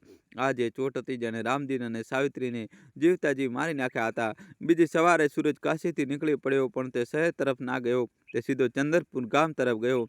તેના હાથમાં એક કળશ હતો. જ્યારે તે ગામ પહોંચ્યો તો ગામવાળાઓએ તેને ઓળખ્યો નહીં. તેની દાઢી વધેલી હતી અને કપડાં ફાટેલા હતા. તે સીધો પોતાના એ જૂના ખેતર તરફ ગયો, જે હવે વેચાઈ ચૂક્યું હતું. ખેતર બંજર પડ્યું હતું. સૂરજે ખેતરની માટીને કપાળે લગાવી. તેને કળશ ખોલ્યો અને પોતાના પિતાની અસ્થિઓને એ માટીમાં ભેળવી દીધી. તેને રડતા રડતા કહ્યું, પિતાજી, તમે તમારું દેવું ચૂકવી દીધું. હવે તમે આ જ માટીમાં વિશ્રામ કરો. હું કસમ ખાઉં છું કે હું આ માટીની લાજ રાખીશ. સૂરજે તે જ દિવસે એક નિર્ણય લીધો. તેને શહેરની પોતાની બધી મિલકત, પોતાનો બંગલો, પોતાની ગાડી અને પોતાની જમા મૂડી વેચવાનો નિર્ણય લીધો. વકીલ દીનાનાથે જ્યારે આ સાંભળ્યું તો તેઓ હેરાન રહી ગયા. તેમણે પૂછ્યું કે સૂરજ, તું આ શું કરી રહ્યો છે? તું રસ્તા પર આવી જઈશ. સૂરજે હસતા હસતા કહ્યું, વકીલ સાહેબ, હું રસ્તા પર નહીં આવું, પણ હવે હું સાચા રસ્તા પર આવી ગયો છું. જે ધન મારા મા બાપને ના બચાવી શક્યું તે મારા કયા કામનું. હું એ ધનથી એક એવું કામ કરીશ જેથી બીજા કોઈ રામદીનને અનાથ ન થવું પડે. સૂરજે પોતાની બધી સંપત્તિ વેચીને ચંદનપુર ગામમાં જ પોતાના પૂર્વજોની જમીન પાછી ખરીદી, અને ત્યાં તેને કોઈ મહેલ નહીં પરંતુ એક વૃદ્ધાશ્રમ બનાવ્યો. તેને તે આશ્રમનું નામ સાવિત્રી રામદીન સેવાધામ રાખ્યું. આ આશ્રમ એવા વૃદ્ધ માતા પિતા માટે હતો જેમને તેમના બાળકોએ ઘરની બહાર કાઢી મૂક્યા હતા, અથવા જેમના બાળકો સૂરજની જેમ સફળ થઈને પોતાના મા બાપને ભૂલી ગયા હતા. સૂરજ હવે ત્યાંનો માલિક નહોતો, પરંતુ ત્યાંનો મુખ્ય સેવક હતો. તે પોતે તે વૃદ્ધની સેવા કરતો હતો. તે તેમને નવડાવતો, તેમના કપડાં ધોતો અને પોતાના હાથે તેમને જમાડતો. જ્યારે પણ કોઈ વૃદ્ધ બીમાર પડતા, સૂરજ આખી રાત જાગીને તેમના ઓશિકા પાસે બેસી રહેતો. તેને તે વૃદ્ધોના ચહેરામાં પોતાના માતા પિતા દેખાતા હતા. જ્યારે કોઈ વૃદ્ધ તેના બેટા કહીને બોલાવતા, તો સૂરજને લાગતું જાણે રામદીને તેને માફ કરી દીધો હોય. તેને લાગતું જાણે સાવિત્રીની આત્મા તેને આશીર્વાદ આપી રહી હોય. ધીરે ધીરે સૂરજની વાર્તા આસપાસના ગામો અને શહેરોમાં ફેલાઈ ગઈ. લોકો તેને આધુનિક શ્રવણકુમાર કહેવા લાગ્યા, પરંતુ સૂરજને આ બિરુદ સાથે કોઈ લેવા દેવા નહોતી. તે તો બસ પોતાના પશ્ચાતાપની આગમાં તપી રહ્યો હતો. તે દરરોજ તે ડાયરી વાંચતો અને પોતાને યાદ અપાવતો કે તેને ક્યારેય ભટકવાનું નથી. એક દિવસ સાંજના સમયે સૂરજ આશ્રમના આંગણામાં બેઠો હતો, ત્યારે જ એક મૂંગી ગાડી ત્યાં આવીને ઊભી રહી. ગાડીમાંથી એક નવયુવાન ઉતર્યો અને તેની સાથે એક વૃદ્ધ વ્યક્તિ હતી. તે નવયુવાન તે વૃદ્ધને ત્યાં છોડવા આવ્યો હતો. નવયુવાને સૂરજને કહ્યું, જુઓ, અમારા પિતાજી છે, હું વિદેશ જઈ રહ્યો છું, હું તેમની સાથે લઈ જઈ શકું તેમ નથી. તમે તેમને અહીં રાખી લો, હું દર મહિને પૈસા મોકલી આપીશ. તમે જેટલા પૈસા માંગશો એટલા આપીશ. સૂરજે તે નવયુવાનને જોયો, તેને તેમાં પોતાનો ભૂતકાળ દેખાયો. સૂરજે ઉઠીને તે નવયુવાન પાસે ગયો. તેણે તે નવયુવાનના ખભા પર હાથ મૂક્યો અને કહ્યું, બેટા, પૈસા તો તું મોકલી દઈશ, પણ તે સમય ક્યાંથી મોકલીશ જે એમની પાસે બચ્યો છે? આ પૈસા નથી માંગી રહ્યા, આ તારો સાથ માંગી રહ્યા છે. નવયુવાને ખીજાઈને કહ્યું, તમે મને જ્ઞાન ના આપો, મારો સમય બહુ કિંમતી છે. તમે જણાવો, પૈસા લેશો કે નહીં? સૂરજ હસ્યો. એ જ દર્દભર્યું હાસ્ય જે ક્યારેક રામદીને હસ્યા હતા. સૂરજે કહ્યું, હું તો તેમને રાખી લઈશ, કારણ કે હું અહીં મા બાપની સેવા માટે જ તો બેઠો છું. પણ એક વાત યાદ રાખજે, જે દિવસે તું પોતે વૃદ્ધ થઈશ અને તારું સંતાન તને કહેશે કે તેની પાસે તારા માટે સમય નથી, તે દિવસે તને આ પળ યાદ આવશે અને ત્યારે તારી પાસે રડવા સિવાય કંઈ નહીં બચે. સૂરજે તે નવયુવાનની આંખોમાં આંખ પરોવીને કહ્યું, અને હા, ક્યારેય તારા બાપને એ ન પૂછતો કે તેમણે તારા માટે શું કર્યું છે, અથવા તેમને એમ ન કહેતો કે તમે કોણ છો, કારણ કે જે દિવસે તે આ કહી દીધું, સમજી લેજે કે તે તારા મૂળ કાપી નાખ્યા છે. નવયુવાન સતબદ્ધ થઈ ગયો. સૂરજની આંખોમાં એક એવું તેજ હતું જે તે સહન કરી શક્યો. દે કંઈ પણ બોલ્યા વગર ત્યાંથી જતો રહ્યો, પરંતુ પોતાના પિતાની સાથે લઈને ન ગયો. તે તેમને ત્યાં જ છોડી ગયો. સૂરજે તે વૃદ્ધ પિતાને ગળે લગાડ્યા અને કહ્યું, બાબુજી, રડશો નહીં. આજથી તમે મારા પિતા છો. તમારો આ સૂરજ ક્યારેય અસ્ત નહીં થાય. મિત્રો, આ વાર્તા માત્ર સૂરજ અને રામદીની નથી. આ વાર્તા આજે દરેક ઘરની છે, જ્યાં દિવાલો પર પ્લાસ્ટર તો મોંઘું છે, પણ સંબંધોમાં તિરાડ છે. આપણે આપણી જિંદગીની ભાગદોડમાં એટલા આગળ નીકળી ગયા છીએ કે પાછળ છૂટી ગયેલા આપણા વૃદ્ધ મા બાપ આપણને બોજ લાગવા માંડે છે. આપણે ભૂલી જઈએ છીએ કે જે આંગળી પકડીને આપણે ચાલતા શીખ્યા, આજે તે આંગળી જુદી રહી છે અને તેને આપણા સહારાની જરૂર છે. રામદીને સાચું કહ્યું હતું કે મા બાપને ગાળો આપી દો, તેમની સાથે લડી લો, તે માફ કરી દેશે, કારણ કે ગુસ્સો એ પ્રેમનું જ એક સ્વરૂપ છે. પરંતુ તેમને ક્યારેય એમ ન કહેશો કે તમે કોણ છો, અથવા મારે તમારાથી શું લેવા દેવા. આ ઉપેક્ષા, આ અલગાવ તેમને અંદરથી મારી નાખે છે. એક પિતા પોતાના દીકરાનો માર સહન કરી શકે છે, પણ તેનો તિરસ્કાર સહન કરી શકતો નથી. આજે સૂરજ સેવાધામમાં ખુશ છે. તેને તે શાંતિ મળી ગઈ જે તેને કરોડોની સંપત્તિમાં નહોતી મળી. તે સમજી ગયો છે કે અસલી સ્વર્ગ મા બાપના ચરણોમાં હોય છે, અને અસલી સફળતા તે છે જ્યારે મા બાપ તમારી વજહથી સમાજમાં માથું ઊંચું કરીને ચાલી શકે. હવે નિર્ણય તમારો છે. તમે સૂરજની જેમ ભૂલ કરીને અને બધું ગુમાવ્યા પછી સુધરવા માંગો છો, કે સમય રહેતા સંભળાઈ જવા માંગો છો? યાદ રાખજો, માતા પિતા એ વૃક્ષ છે જેની છાયાનો અહેસાસ આપણને ત્યારે થાય છે જ્યારે તે વૃક્ષ કપાઈ ચૂક્યું હોય છે. આનાથી પહેલાં કે બહુ મોડું થઈ જાય, જાઓ અને તમારા માતા પિતા પાસે બેસો, તેમની સાથે બે મીઠા બોલ બોલો, તેમનો હાલચાલ પૂછો. વિશ્વાસ માનો, તેમના ચહેરા પર જે સ્મિત આવશે તે દુનિયાની સૌથી કિંમતી સંપત્તિ હશે. મિત્રો, આ વાર્તા સંભળાવતા મારું ગળું ભરાઈ આવ્યું છે. હું જાણું છું કે તમારી આંખોમાં પણ વિનાશ હશે. આ માત્ર એક વાર્તા નહોતી, આ એક અરીસો હતો જે આપણને આપણી અસલિયત બતાવે છે. જો આ વાર્તાએ તમારા દિલના કોઈ ખૂણાને સ્પર્શ કર્યો હોય, જો તમને લાગ્યું હોય કે આ કથા કોઈ એક વ્યક્તિના જીવનને પણ બદલી શકે છે, તો આજે મારી તમને એક વિનંતી છે. મિત્રો, આ વિડીયોને માત્ર જોઈને આગળ ન વધી જશો, તેને લાઈક જરૂર કરો, જેથી આ સંદેશ વધુ લોકો સુધી પહોંચે. નીચે કોમેન્ટ બોક્સમાં રામ રામ લખો, અથવા તમારા માતા પિતા માટે બે શબ્દો જરૂર લખો. મને જણાવો કે તમને આ વાર્તાનો કયો ભાગ સૌથી વધુ ભાવુક લાગ્યો. શું તમે પણ માનો છો કે મા બાપથી મોટું આ દુનિયામાં કોઈ નથી? તમારા વિચારો ખુલીને લખો, અને સૌથી મહત્વની વાત, આ વિડીયોને તમારા મિત્રો, પરિવાર અને સંબંધીઓ સાથે શેર જરૂર કરજો. શું ખબર, તમારો એક શેર કોઈ ભટકેલા સૂરજને પાછો તેના મા બાપ પાસે લઈ આવે. શું ખબર, કોઈ રામદીનની આંખોમાં આંસુ આવતા બચી જાય. આ પુણ્યનું કામ છે, પાછા ન પડતા. આવી જ દિલને સ્પર્શી જાય તેવી જીવન બદલી નાખનારી અને આપણા સંસ્કારો સાથે જોડાયેલી વાર્તાઓ સાંભળવા માટે તમારી પોતાની ચેનલને અત્યારે જ દોસ્તો સબસ્ક્રાઈબ કરી દો અને બેલ આઇકનને દબાવો. અને દોસ્તો કોમેન્ટમાં તમારે રામ રામ અને જય શ્રી કૃષ્ણ તો લખવું જ પડશે. જલ્દીથી લખી દો. વિડીયો લાઇક કરીને ચેનલ સબસ્ક્રાઈબ કરી દો. ખૂબ ખૂબ ધન્યવાદ. દિલથી આભાર. જય શ્રી રામ અથવા જય શ્રી કૃષ્ણ જલ્દીથી કોમેન્ટમાં લખી દો મિત્રો. ખૂબ ખૂબ ધન્યવાદ. દિલથી આભાર.